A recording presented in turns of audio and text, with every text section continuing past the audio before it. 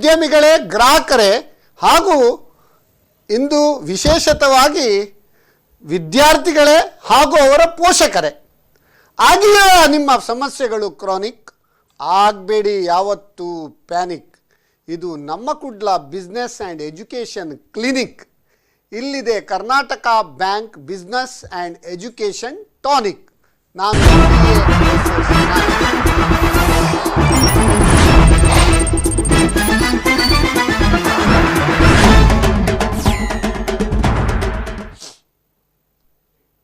ವೀಕ್ಷಕರೇ, ನಿಮಗೆಲ್ಲರಿಗೂ Karnataka bank business tonic ಇದರ 97ನೇ ಸಂಚಿಕೆಗೆ ಸ್ವಾಗತ. ಇಂದಿನ ವಿಷಯ planning and funding of higher education for children. ಇದು ಈಗಿನ ಒಂದು ಕಾಲಘಟ್ಟದಲ್ಲಿ ಒಂದು ಜ್ವಲಂತ ಒಂದು ಸಮಸ್ಯೆ ಅಂತ ಹೇಳ್ಬೋದು.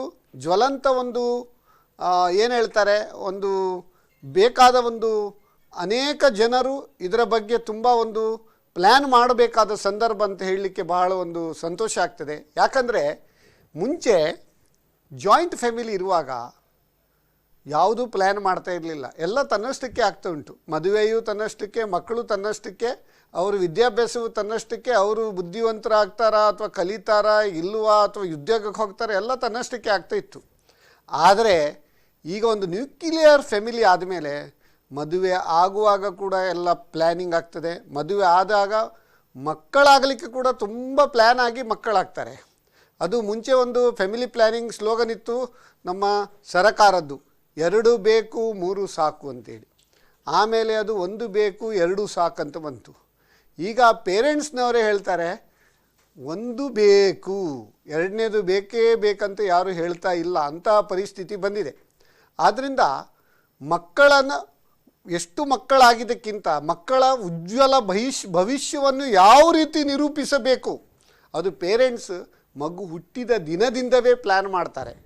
ಯಾಕಂತ ಹೇಳಿದರೆ ಮುಂಚೆ ವಿದ್ಯಾಭ್ಯಾಸ ಮಾಡುವಾಗ ನಾವೆಲ್ಲ ಕಲಿಯುವಾಗ ಅಪ್ ಟು ಪ್ರೈಮರಿ ಹೈಸ್ಕೂಲ್ವರೆಗೆ ಫ್ರೀ ಎಜುಕೇಷನ್ನೇ. ಈಗ ಕೂಡ ಫ್ರೀ ಎಜುಕೇಷನ್ನೇ, ಕನ್ನಡ ಮೀಡಿಯಮ್ ಅವರವರ ವರ್ನ್ಯಾಕ್ಯುಲರ್ ಲ್ಯಾಂಗ್ವೇಜ್ನಲ್ಲಿ ಫ್ರೀ ಎಜುಕೇಷನ್ನೇ. ಆದರೆ ಈಗ ಹೆಚ್ಚಿನ ಒಂದು ಪೋಷಕರು ಅವರ ಮಕ್ಕಳನ್ನು ಬೆಸ್ಟ್ ಶಾಲೆಯಲ್ಲಿ ಅಥವಾ ಒಳ್ಳೆಯ ಅತ್ಯುತ್ತಮ ಶಾಲೆಯಲ್ಲಿ ಹಾಕೋದು, ಎಷ್ಟು ಖರ್ಚಾದರೂ ಪರವಾಗಿಲ್ಲ, ಮಕ್ಕಳಿಗೆ ಒಂದು ಉತ್ತಮ ಒಂದು ವಿದ್ಯಾಭ್ಯಾಸ, ಉತ್ತಮ ಒಂದು ಆಲ್ರೌಂಡ್ ಪರ್ಸನಾಲಿಟಿ ಡೆವಲಪ್ಮೆಂಟಿಗೆ ಎಲ್ಲೆಲ್ಲ ಪೂರಕವಾದ ವಾತಾವರಣ ಉಂಟು ಆ ಶಾಲೆಯಲ್ಲಿ ಸೇರಿಸುವಂಥದ್ದು. LKGಯಿಂದ ಕೂಡ ಲಕ್ಷಗಟ್ಟಲೆ ಖರ್ಚು ಮಾಡೋ ಒಂದು ಪರಿಸ್ಥಿತಿ ಉದ್ಭವ ಆಗಿದೆ. ಅಂಥ ಕಾಲಘಟ್ಟದಲ್ಲಿ ಮಗು ಹುಟ್ಟಿದಾಗಲಿಂದಲೇ we have to plan for the education of the children. ಅದೇ ಅಲ್ಲದೆ ಹುಟ್ಟಿದ ಮೇಲೆ 17 ವರ್ಷದವರೆಗೆ ನಾವು ಹೇಳಿದಾಗೆ ಮಕ್ಕಳು ಕೇಳ್ತಾರೆ.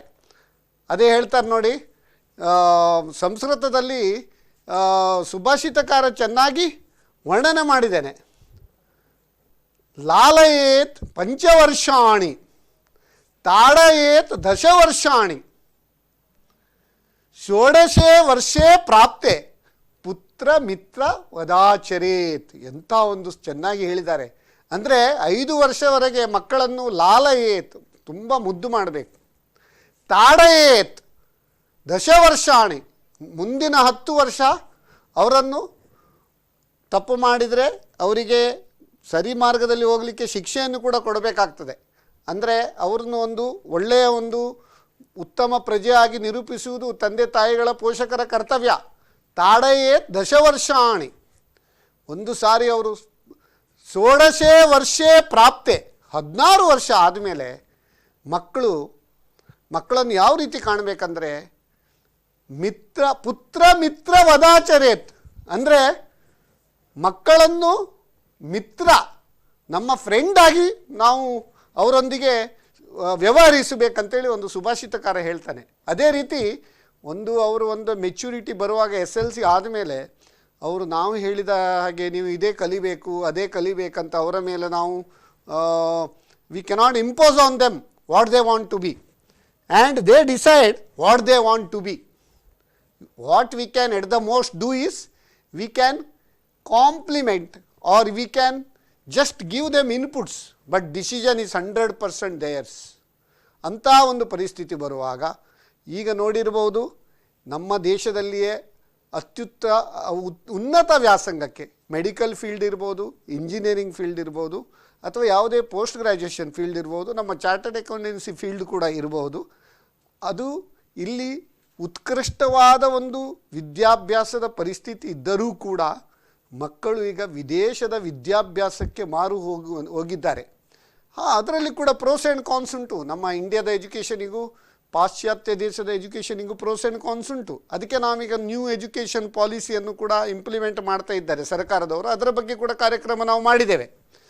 ಸೊ ಈ ಎಲ್ಲ ವಿಚಾರಗಳನ್ನು ನಾವು ಗಣನೆಗೆ ತೆಗೆದುಕೊಂಡಾಗ when they go for higher education it requires proper planning and proper funding. ಈ ಎರಡು ಪ್ಲ್ಯಾನಿಂಗ್ ಮತ್ತು ಫಂಡಿಂಗ್ ಇಲ್ಲದಿದ್ದರೆ ಮುಂದೆ ಅದು ಬಹಳ ಒಂದು ಕಷ್ಟ ಆಗ್ತದೆ. ಯಾಕಂದರೆ 1 ಅಥವಾ 2 ಮಕ್ಕಳಿರುವಾಗ ಮಕ್ಕಳಿಗೂ ಹಾಗೂ ಪೋಷಕರಿಗೂ ಒಂದು ಕಂದಕ ಸೃಷ್ಟಿಯಾಗ್ತದೆ. ಆ ಒಂದು ಕಂದಕ ಸೃಷ್ಟಿಯಾಗಬಾರ್ದು. ಆರಂಭದಿದ್ದಲೇ ನಾವು ಅದಕ್ಕೆ ಒಂದು ತಯಾರಿ ಮಾಡಿಕೊಳ್ಬೇಕು ಪೇರೆಂಟ್ಸ್. ಒಂದು ವೇಳೆ ತಯಾರಿ ಆರಂಭದಿಂದ ಮಾಡಿಕೊಳ್ಳದಿದ್ದರೆ ಮಕ್ಕಳು ಆಲ್ರೆಡಿ ದೊಡ್ಡದವರಾಗಿದ್ದಾರೆ, ಅವರು ಯಾವ ರೀತಿ ವಿದ್ಯಾಭ್ಯಾಸವನ್ನು ಮುಂದುವರಿಸಬೇಕು, ಈ ಎಲ್ಲ ವಿಷಯದಲ್ಲಿ ನಮ್ಮೊಂದಿಗಿದ್ದಾರೆ ಇಬ್ಬರು ಗಣ್ಯ ಅತಿಥಿಗಳು. ಒಬ್ಬರು doctor Chandrakant Bhat, investment consultant and certified financial planar, Dubai.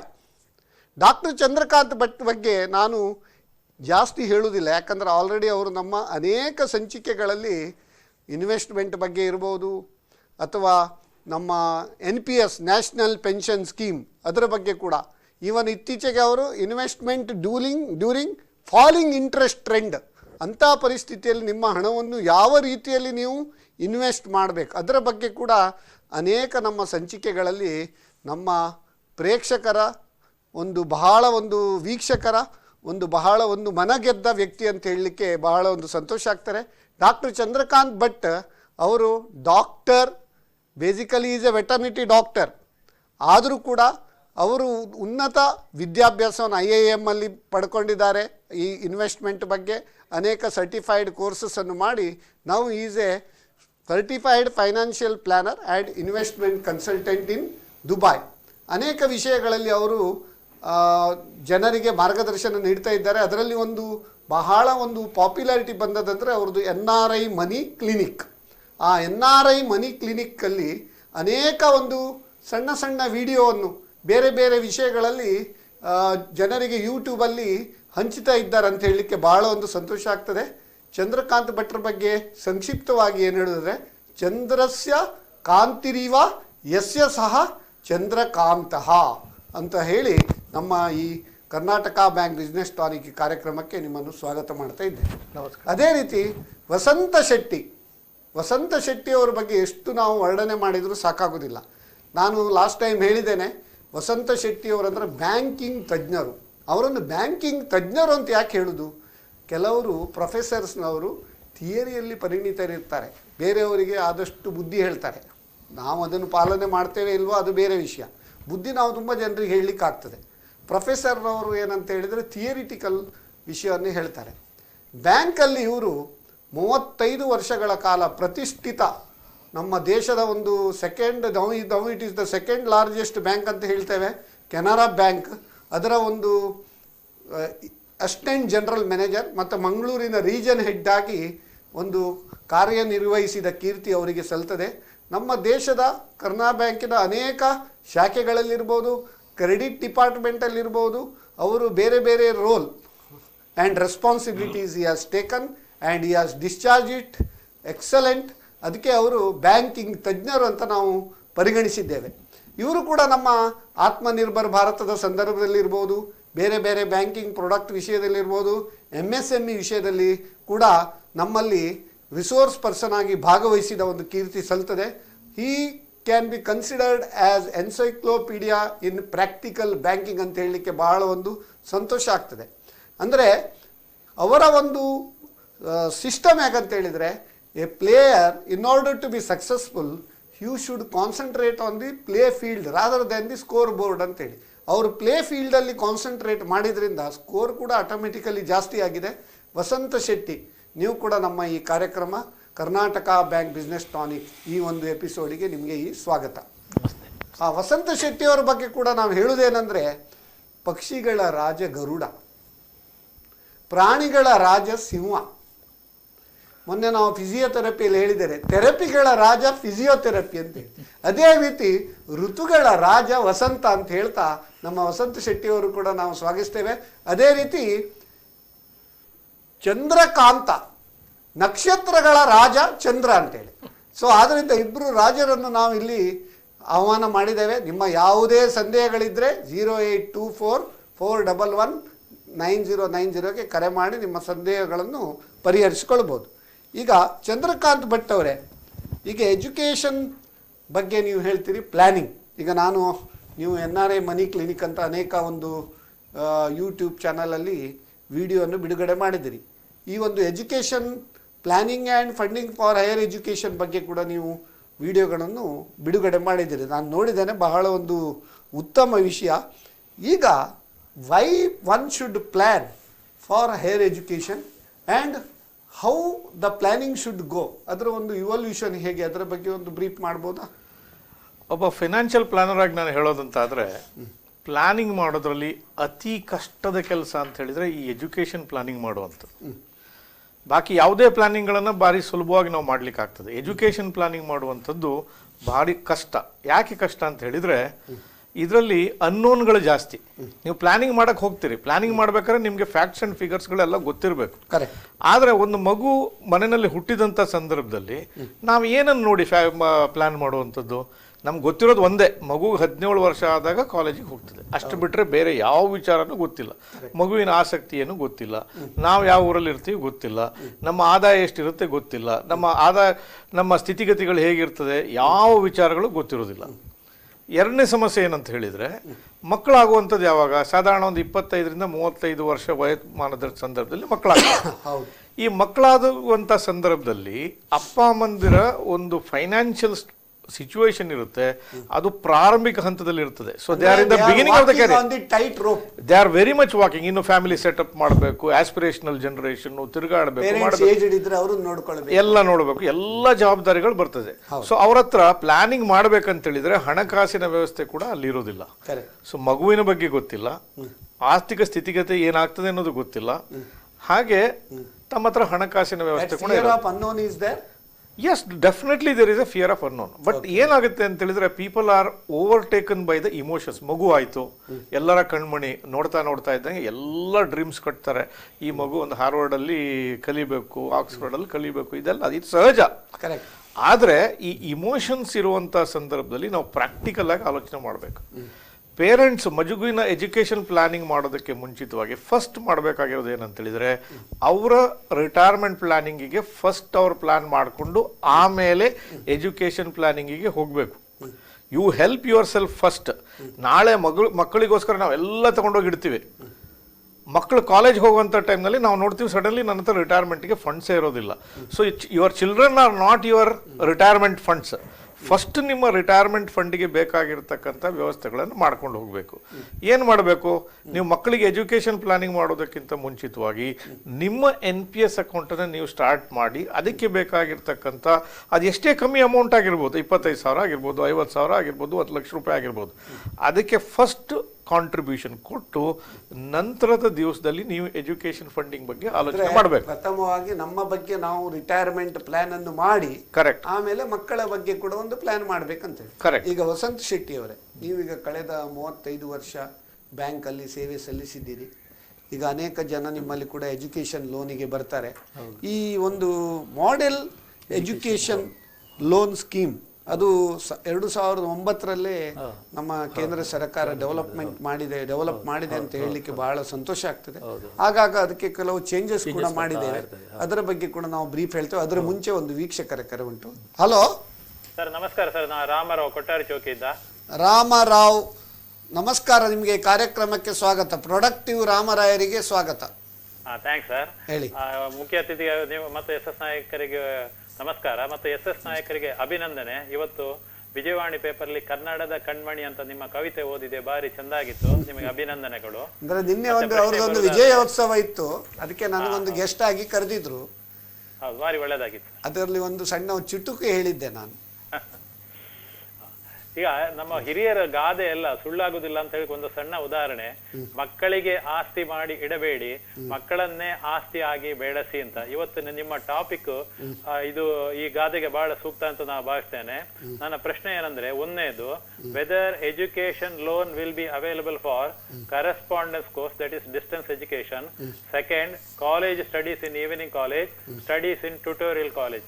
Second prashne, is there any reference about today's topic in central government new education policy? Third question, if the student fails in the second or third year, whether the loan will be granted for the extended period. In that case, whether the rate of interest will be the same. Next question, in Canara Bank, 0.50% concession is given for girl students.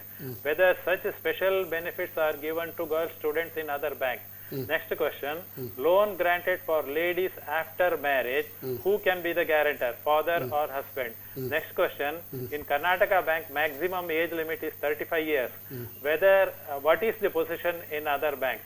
Next question, some of the students when they go abroad for job, they will not inform the change of address. Hence, it is better to take security for study abroad. That is my suggestion. Next question, among various banks, there will be some change in the loan amount, like rate of interest, repayment, etc. Is there any consolidated information in website or Google, etc.? Namaskara, sir. ಬಹಳ ಒಂದು ನಾವು consolidated information ನಮ್ಮ planning and funding for education ಅಲ್ಲಿ ರಾಮರಾಯರವರೇ ಕೊಟ್ಟಿದ್ದಾರೆ. ಆದ್ರಿಂದ consolidation information ಎಲ್ಲಿ ಸಿಗ್ತದೆ ಅದರ ಬಗ್ಗೆ ನಾವು ಮಾಹಿತಿ ಕೊಡುವ. ರಾಮರಾಯರು ನಮ್ಮ ಪ್ರೊಡಕ್ಟಿವ್ ರಾಮರಾಯರ್ ಅಂತಕ್ಕೆ ನಾವು ಹೇಳುದು. ಅದಕ್ಕೆ ನಾವು ಅವರಿಗೆ ಅವರು ಪ್ರೊಡಕ್ಟಿವ್ ಕ್ವಶನ್ಸ್ ಅನ್ನೇ ಕೇಳ್ತಾರೆ. ನಾನು ಅದೇ ಹೇಳಿದೆ, ನಮ್ಮ ರಿಸೋರ್ಸ್ ಪರ್ಸನ್ ಅವರು ಅವರ ಕ್ವಶನ್ ಕಾಯ್ತಾ ಇದ್ದಾರೆ. ಮತ್ತೆ ಎಲ್ಲ ಕ್ವಶನ್ಸ್ ಕೂಡ ರಿಲೆವೆಂಟ್ ಕ್ವಶನ್ಸ್. ಈ ಎಲ್ಲ ಕ್ವಶನ್ಸ್ ಅನ್ನು over A period of our ನಮ್ಮ ಈ ಶೋ ಅಲ್ಲಿ ಕಂಪ್ಲೀಟ್ ಮಾಡ್ತೇವೆ ಅಂತ ಹೇಳ್ತೇವೆ. ಈಗ ವಸಂತ್ ಶೆಟ್ರೆ, ಈಗ model education loan scheme developed by Indian banks association, ಅದರ ಬಗ್ಗೆ ಒಂದು ಬ್ರೀಫ್ ಮಾಡಬಹುದಾ? ಹೌದು, IBA 2009 ಅಲ್ಲಿ ಒಂದು ಮಾಡೆಲ್ ಎಜುಕೇಶನ್ ಸ್ಕೀಮ್ ಅಂತ ಹೇಳ್ಕೊಂಡು ಮಾಡೆಲ್ ಎಜುಕೇಶನ್ ಲೋನ್ ಸ್ಕೀಮ್ ಅಂತ ಹೇಳಿ ಒಂದು ಸ್ಕೀಮ್ ಮಾಡಿದೆ. ಇದು ಎಲ್ಲಾ ಬ್ಯಾಂಕ್ ಅಲ್ಲಿ, ಆಲ್ಮೋಸ್ಟ್ ಆಲ್ ಬ್ಯಾಂಕ್ಸ್ ಅಲ್ಲಿ ಈ ಮಾಡೆಲ್ ಎಜುಕೇಶನ್ ಇಂಟ್ರೆಸ್ಟ್ ರೇಟ್ ಅಲ್ಲಿ ಅದರ ಸ್ಮಾಲ್ ವೇರಿಯೇಷನ್ಸ್ ಇರಬಹುದು, ಅಥವಾ ಸ್ಕೀಮ್ ಮೇಜರ್ ಗೈಡ್ ಲೈನ್ಸ್ ಎಲ್ಲ ಒಂದೇ ಇರ್ತದೆ. ಇರೋದು ಮೇನ್ ಡಿಫರೆಂಟ್ ಅಷ್ಟೇ. ಇದರಲ್ಲಿ ಮೇನ್ ಐಡಿಯಾ ಅಂತ ಹೇಳಿದ್ರೆ, ಈ ಮೆರಿಟೋರಿಯಸ್ ಸ್ಟೂಡೆಂಟ್ಸ್ಗೆ ಬ್ಯಾಂಕಿಂಗ್ ಸಿಸ್ಟಮ್ ಇಂದ ಎಜುಕೇಶನ್ ಲೋನ್ ಮುಖಾಂತರ ಸಹಾಯ ಮಾಡಬೇಕು ಅಂತ ಹೇಳ್ಕೊಂಡು ಒಂದು ಮೇನ್ ಉದ್ದೇಶ ಇದರದ್ದು. ಮತ್ತೆ ಮೆರಿಟೋರಿಯಸ್ ಸ್ಟೂಡೆಂಟ್ ದೋ he is poor, he should B supported for is higher education. ಇದೆಲ್ಲ ಇದೆ ಇದರಲ್ಲಿ ಅಂತ ಹೇಳಿದ್ರೆ.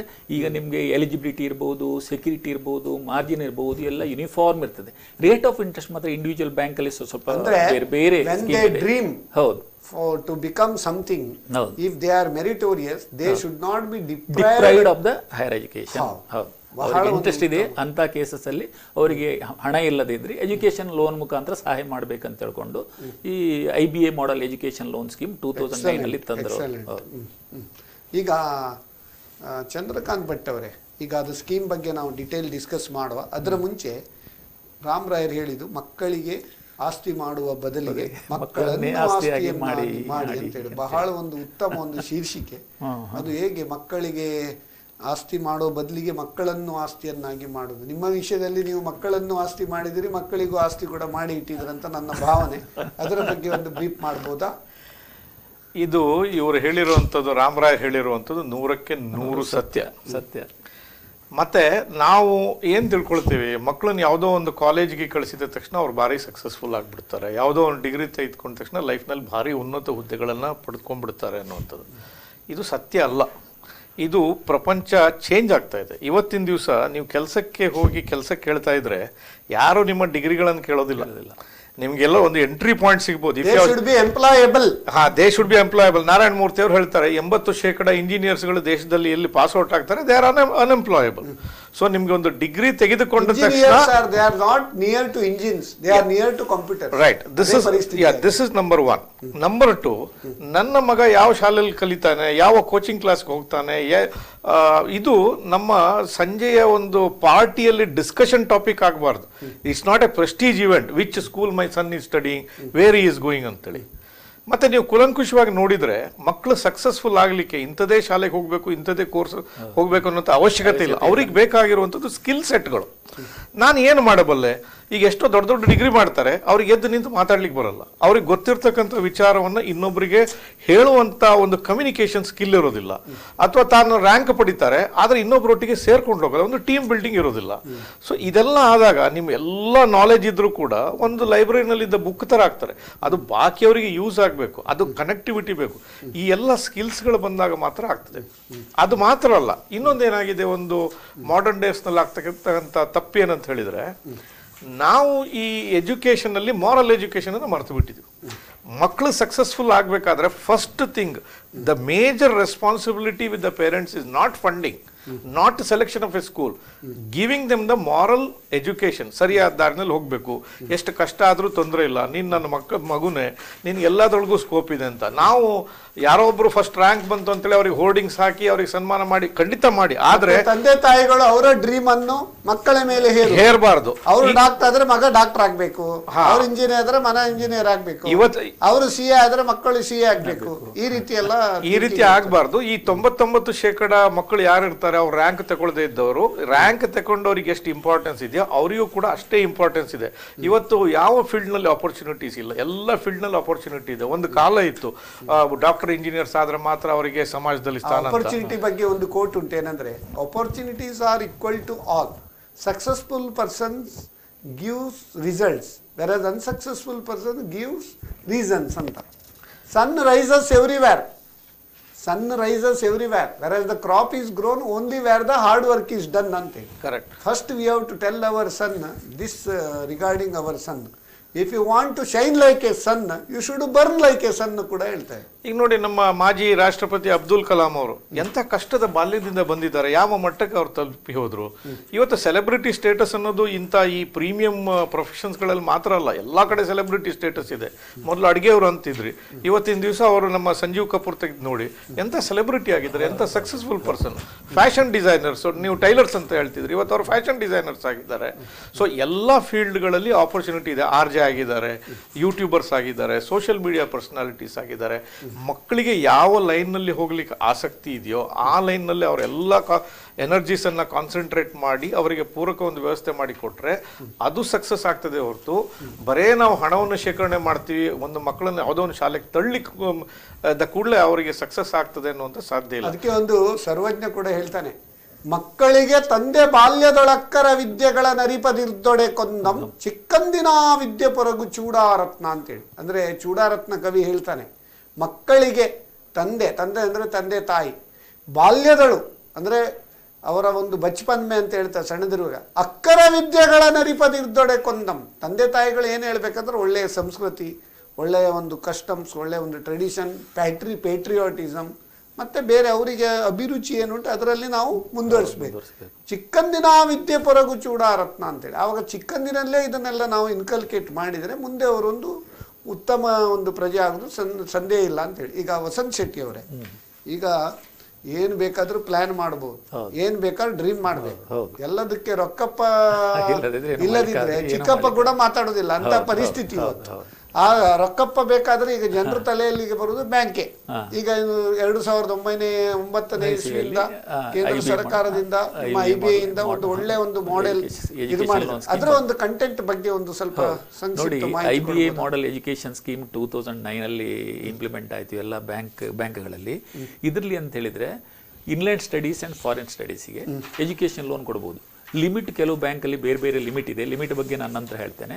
ಇಲ್ಲಿ ಅಂತ ಹೇಳಿದ್ರೆ ಲೋನ್ಸ್ ಮೆರಿಟೋರಿಯಸ್ ಸ್ಟೂಡೆಂಟ್ಸ್ ಎಲ್ಲಿ ಒಂದು ಕಾಲೇಜಲ್ಲಿ ಅವನಿಗೆ ಸೆಲೆಕ್ಷನ್ ಆದರೆ ಥ್ರೂ ಪ್ರಾಪರ್ ಸೆಲೆಕ್ಷನ್ ಪ್ರೋಸೆಸ್ಸಲ್ಲಿ, ಮೆರಿಟ್ ಬೇಸ್ಡ್ ಸೆಲೆಕ್ಷನ್ ಪ್ರೋಸೆಸ್ಸಲ್ಲಿ ಅವನಿಗೆ ಎಜುಕೇಷನ್ ಲೋನ್ ಕೊಡಲೇಬೇಕು. ಇನ್ನು ಕೆಲವು ಕಾಲೇಜಲ್ಲಿ CET ಅಥವಾ CAT ಅಥವಾ GAMAT ಅದರಲ್ಲಿ ಸೆಲೆಕ್ಷನ್ ಮಾಡ್ತಾರೆ. ಅವ್ರಿಗೆ ಕೂಡ if they selected on the basis of that selection education loan should be granted.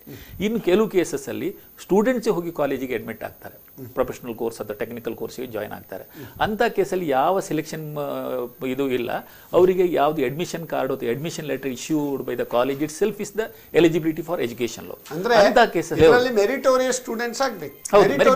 ಎಷ್ಟು ಪರ್ಸೆಂಟ್ ಬರಬೇಕು ಅದು ಈಗ ಇದೆ. ಈ ಡೈರೆಕ್ಟ್ಲಿ ಸೆಲೆಕ್ಟ್ ಈ CAT CMT ಇದರಲ್ಲಿ ಏನು ಈ ಪರ್ಸೆಂಟೇಜ್ ಇದಿಲ್ಲ, ಅವರಿಗೆ ಅಡ್ಮಿಷನ್ ಆದ್ರೆ ಈಸ್ ಎಲಿಜಿಬಲ್ ಅಂತ ಹೇಳಿ. CET ಅಲ್ಲಿ ಪಾಸ್ ಆಗಿ ಅವನಿಗೆ ಅಡ್ಮಿಷನ್ ಸಿಕ್ಕಿದ್ರೆ is eligible for the examination. Otherwise directly ಆದ್ರೆ ಅವನಿಗೆ ಜನರಲ್ ಮೆರಿಟ್ ಸ್ಟೂಡೆಂಟ್ಸ್ ಆದ್ರೆ 60% ಇಂದ ಪ್ರೀವಿಯಸ್ ಕ್ವಾಲಿಫೈಯಿಂಗ್ ಎಕ್ಸಾಮಿನೇಷನ್ ಅಂತಿದೆ. ಗರ್ಲ್ ಸ್ಟೂಡೆಂಟ್ ಆದ್ರೆ 50% ಇದ್ರೆ ಸಾಕು. SC ST ಆದ್ರೂ ಕೂಡ 50% ಇದ್ರೆ ಸಾಕು. ಯಾವುದು ಮೈನಾರಿಟಿ ಅಂತ ಸಪರೇಟ್ ಇಲ್ಲ. General merit SC ST and girl students ಹಾಗೆ ಅದೇ ಅಷ್ಟೇ. ಲೇಡೀಸ್ ಅವರು ಎಜುಕೇಶನ್ ಮಾಡಲಿ ಅಂತ ಅವ್ರು 50% ಮಾರ್ಕ್ ತಗೊಂಡ್ರು ಕೂಡ ಅವರಿಗೆ ಎಜುಕೇಶನ್ ಲೋನ್ ಬರ್ತದೆ ಅಂದ್ರೆ ಅಂಡರ್ ಜನರಲ್ ಇದರಲ್ಲಿ. ಈಗ ಅದೇ ಎಜುಕೇಶನ್ ಲೋನ್ ಮಾಡ್ಬೇಕು, ಕರೆಕ್ಟ್. ಹೌದು, ಎಜುಕೇಶನ್ ಲೋನ್ ಮಾಡುವಾಗ ಬ್ಯಾಂಕಿಗೆ ಹೋದ್ರೆ ಅವರು ಕೊಲಾಟ್ರಲ್ ಸೆಕ್ಯೂರಿಟಿ ಕೇಳಿದ್ರೆ ನೋಡಿ ಎಷ್ಟುವರೆಗೆ ಮಾಡಬಹುದು. ಈಗ ಅಪ್ ಟು 7.5 lakhs ವರೆಗೆ ಯಾವುದೇ ಸೆಕ್ಯೂರಿಟಿ ತಗೊಳ್ಳಿಕ್ಕಿಲ್ಲ. ಅದು ಫಾರಿನ್ ಎಜುಕೇಶನ್ ಆಗಲಿ ಇನ್ಲ್ಯಾಂಡ್ ಎಜುಕೇಶನ್ ಆಗಲಿ ಅಪ್ ಟು 7.5 lakhs. 4 ಲಕ್ಷ ಇತ್ತು, ಈಗ ಅಪ್ ಟು 7.5 lakhs ವರೆಗೆ ಕ್ರೆಡಿಟ್ ಗ್ಯಾರಂಟಿ ಫಂಡ್ ಕವರ್ ಇದೆ ಎಜುಕೇಶನ್ ಲೋನಿಗೆ, ಅದರಲ್ಲಿ ಕವರ್ ಮಾಡಬಹುದು. ಈಗ ಮ್ಯಾನೇಜ್ಮೆಂಟ್ ಕೋಟ ಆದ್ರೆ 4 lakhs ಇಂದ ಅಬೋವ್ ಆದ್ರೆ ಸೆಕ್ಯೂರಿಟಿ ಕೊಡಬೇಕು. ಇದರಲ್ಲಿ ಅಂದ್ರೆ ನಮ್ಮ MSME CGT MSc ಕವರ್ ಇದೆಯೋ, ಇದು CGFEL ಸ್ಕೀಮ್, CGFS EL ಅಂತೇಳಿ credit guarantee fund scheme for education loan ಅಂತೇಳಿ. ಇದರಲ್ಲಿ ಅಂತೇಳಿ 7.5 lakhs ವರೆಗೆ ಏನು ಕೊಲಾಟ್ರಲ್ ಸೆಕ್ಯೂರಿಟಿ ತಗೊಳ್ಬಾರ್ದು, third party guarantee, parents obligation ತಗೊಳ್ಬಾರ್ದು. ಯಾವುದು ಇದ್ರು ಕೊಟ್ರೆ ತಗೊಳ್ಬಹುದಲ್ಲ, ಕೊಟ್ಟರು ತಗೊಳ್ಳಿಕ್ಕಿಲ್ಲ. ಅಪ್ ಟು ಹೌದು, ಈಗ MSME up to 10 lakhs collateral security management ಕೋಟದಲ್ಲಿ ತಗೊಳ್ಬಹುದು, ನಿಮ್ಮ ನಾರ್ಮಲ್ IBS ಸ್ಕೀಮ್ ಅಲ್ಲಿ ತಗೊಳ್ಳಿಕ್ಕಿಲ್ಲ. ಅಂದ್ರೆ ಈ CGFS ಅಲ್ಲೇ ಕ್ಲೈಮ್ ಮಾಡಬೇಕು ಅಂತ ಹೇಳಿ 75% ಆಫ್ ಅಮೌಂಟ್ ಇನ್ ಡಿಫಾಲ್ಟ್ ಬರ್ತದೆ. ಮತ್ತೆ ಇದರಲ್ಲಿ ಏನಂತ ಹೇಳಿದ್ರೆ ಈ ಸ್ಕೀಮ್ ಅಲ್ಲಿ ಗ್ಯಾರಂಟಿ ಕೂಡ ಬ್ಯಾಂಕೇ ಅಬ್ಸರ್ವ್ ಮಾಡ್ತದೆ. ಸ್ಟೂಡೆಂಟ್ಸ್ ಏನ್ ಬೇರೆ ಮಾಡ್ತಾರೆ ಗ್ಯಾರಂಟಿ ಫೀಸ್. ಹೌದು, ಗ್ಯಾರಂಟಿ ಫೀಸ್. ಅದಕ್ಕೆ ಕೆಲವರು ಈಗ ಹೌಸಿಂಗ್ ಲೋನ್ ಅಲ್ಲಿ ತುಂಬಾ ಕಾಂಪಿಟಿಷನ್, ಮಾರ್ಗೇಜ್ ಲೋನ್, ಬೇರೆ ಲೋನಿಗೆಲ್ಲ processing fees, documentation charge, administration charge, ಮತ್ತೆ ಆ ಚಾರ್ಜ್ ಈ ಚಾರ್ಜ್ ಎಲ್ಲ ಹಾಕ್ತಾರೆ. ಇದರಲ್ಲಿ ಅಂತ ಚಾರ್ಜಸ್ ಏನಿಲ್ಲ. ಇದರಲ್ಲಿ ನಾನು ಹೇಳ್ತೇನೆ ನೋಡಿ, ಇದರಲ್ಲಿ ಒಂದು ಸ್ಟೂಡೆಂಟ್ಸ್ ಕೆಲವು ಬ್ಯಾಂಕ್ಗಳಲ್ಲಿ during the period of study ಅವನು ಇಂಟ್ರೆಸ್ಟ್ ಕಟ್ಟಿದ್ರೆ 0.5% ಕನ್ಸೆಷನ್ ಇದೆ. ಡ್ಯೂರಿಂಗ್ ದ ಸ್ಟಡಿ ಪೀರಿಯಡ್ ಅಲ್ಲಿ ಇಂಟ್ರೆಸ್ಟ್ ಕಟ್ಟಿದ್ರೆ. ಮತ್ತೆ ಗರ್ಲ್ ಸ್ಟೂಡೆಂಟ್ಸ್ ಕೂಡ 0.25 0.5 ಹಾಗೆ ಈಗ ಬ್ಯಾಂಕ್ ಅಲ್ಲಿ ಕನ್ಸೆಷನ್ ಇದೆ. ಇನ್ನು ಪ್ರೊಸೆಸಿಂಗ್ ಫೀ ಅಂತ ಹೇಳಿ ಏನಿಲ್ಲ, ಇದಕ್ಕೆ ಅಪ್ರಂಟ್ ಫೀ ಇಲ್ಲ, ಡಾಕ್ಯುಮೆಂಟೇಶನ್ ಚಾರ್ಜಸ್ ಇಲ್ಲ, ಪ್ರಿಪೇಮೆಂಟ್ ಪೆನಲ್ಟಿ ಇಲ್ಲ. ಇಲ್ಲದೆ ಇನ್ ಕೇಸ್ ಆಫ್ ಸ್ಟಡೀಸ್ ಅಬ್ರಾಡ್ ಆವಾಗ ಏನಂತ ಹೇಳಿದ್ರೆ ಬ್ಯಾಂಕ್ನವರು ಒಂದು ನಾನ್ ರಿಫಂಡೇಬಲ್ ಡೆಪಾಸಿಟ್ ಅಂತ ಹೇಳಿ ಅವನ ಹತ್ರ ಸ್ವಲ್ಪ ಹಣ ತೆಗೆದಿಟ್ಕೊಳ್ತಾರೆ.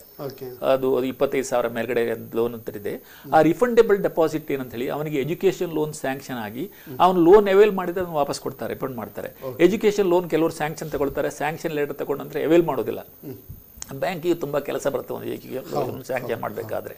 ಅಂತ ಕೇಸಲ್ಲಿ ಅವನು ಎಜುಕೇಶನ್ ಲೋನ್ ತಗೊಳ್ಳದೇ ಇದ್ರೆ ಈ ರಿಫಂಡೇಬಲ್ ಡೆಪಾಸಿಟ್ ಅನ್ನ ಕಮಿಷನ್ಗೆ ಹಾಕಿ ಸರ್ವಿಸ್ ಚಾರ್ಜ್ ಅಂತ ತಗೊಂಡ್ಬಿಡ್ತಾರೆ ಅಷ್ಟೇ. ಈಗ ಚಂದ್ರಕಾಂತ್ ಭಟ್ ಅವರೇ, ಈಗ ಲೋನ್ ತಗೊಳ್ಳೋದು ಕರೆಕ್ಟ್ ಬ್ಯಾಂಕಿಂದ, ಈಗ ಇದ್ದ ಲೋನೇ ಕಟ್ಲಿಕ್ಕೆ ಆಗುದಿಲ್ಲ, ಹೌಸಿಂಗ್ ಲೋನ್ ಇರ್ತದೆ, ಬೇರೆ ಬೇರೆ ಲೋನ್ ಇರ್ತದೆ, ಆವಾಗ ಬೇರೆ ಯಾವ ರೀತಿಯಲ್ಲಿ ಪ್ಲಾನಿಂಗ್ ಮಾಡಬಹುದು? ಅಬ್ರಾಡ್ ಅಲ್ಲೆಲ್ಲ ಯಾವ ರೀತಿಯಲ್ಲೆಲ್ಲ ಪರಿಸ್ಥಿತಿ ಉಂಟು ನೋಡಿ. ಮಕ್ಕಳ ಎಜುಕೇಷನ್ನಲ್ಲಿ ನಾವು ಇಷ್ಟು ಹಣ ಇರಲೇಬೇಕು ಅಥವಾ ಇಷ್ಟು ಹಣ ಇಲ್ದಿದ್ರೆ ಮಕ್ಕಳಿಗೆ ಎಜುಕೇಷನ್ನೇ ಮಾಡೋಕ್ಕಾಗಲ್ಲ ಅನ್ನುವಂಥ ಪರಿಸ್ಥಿತಿ ಇಲ್ಲ.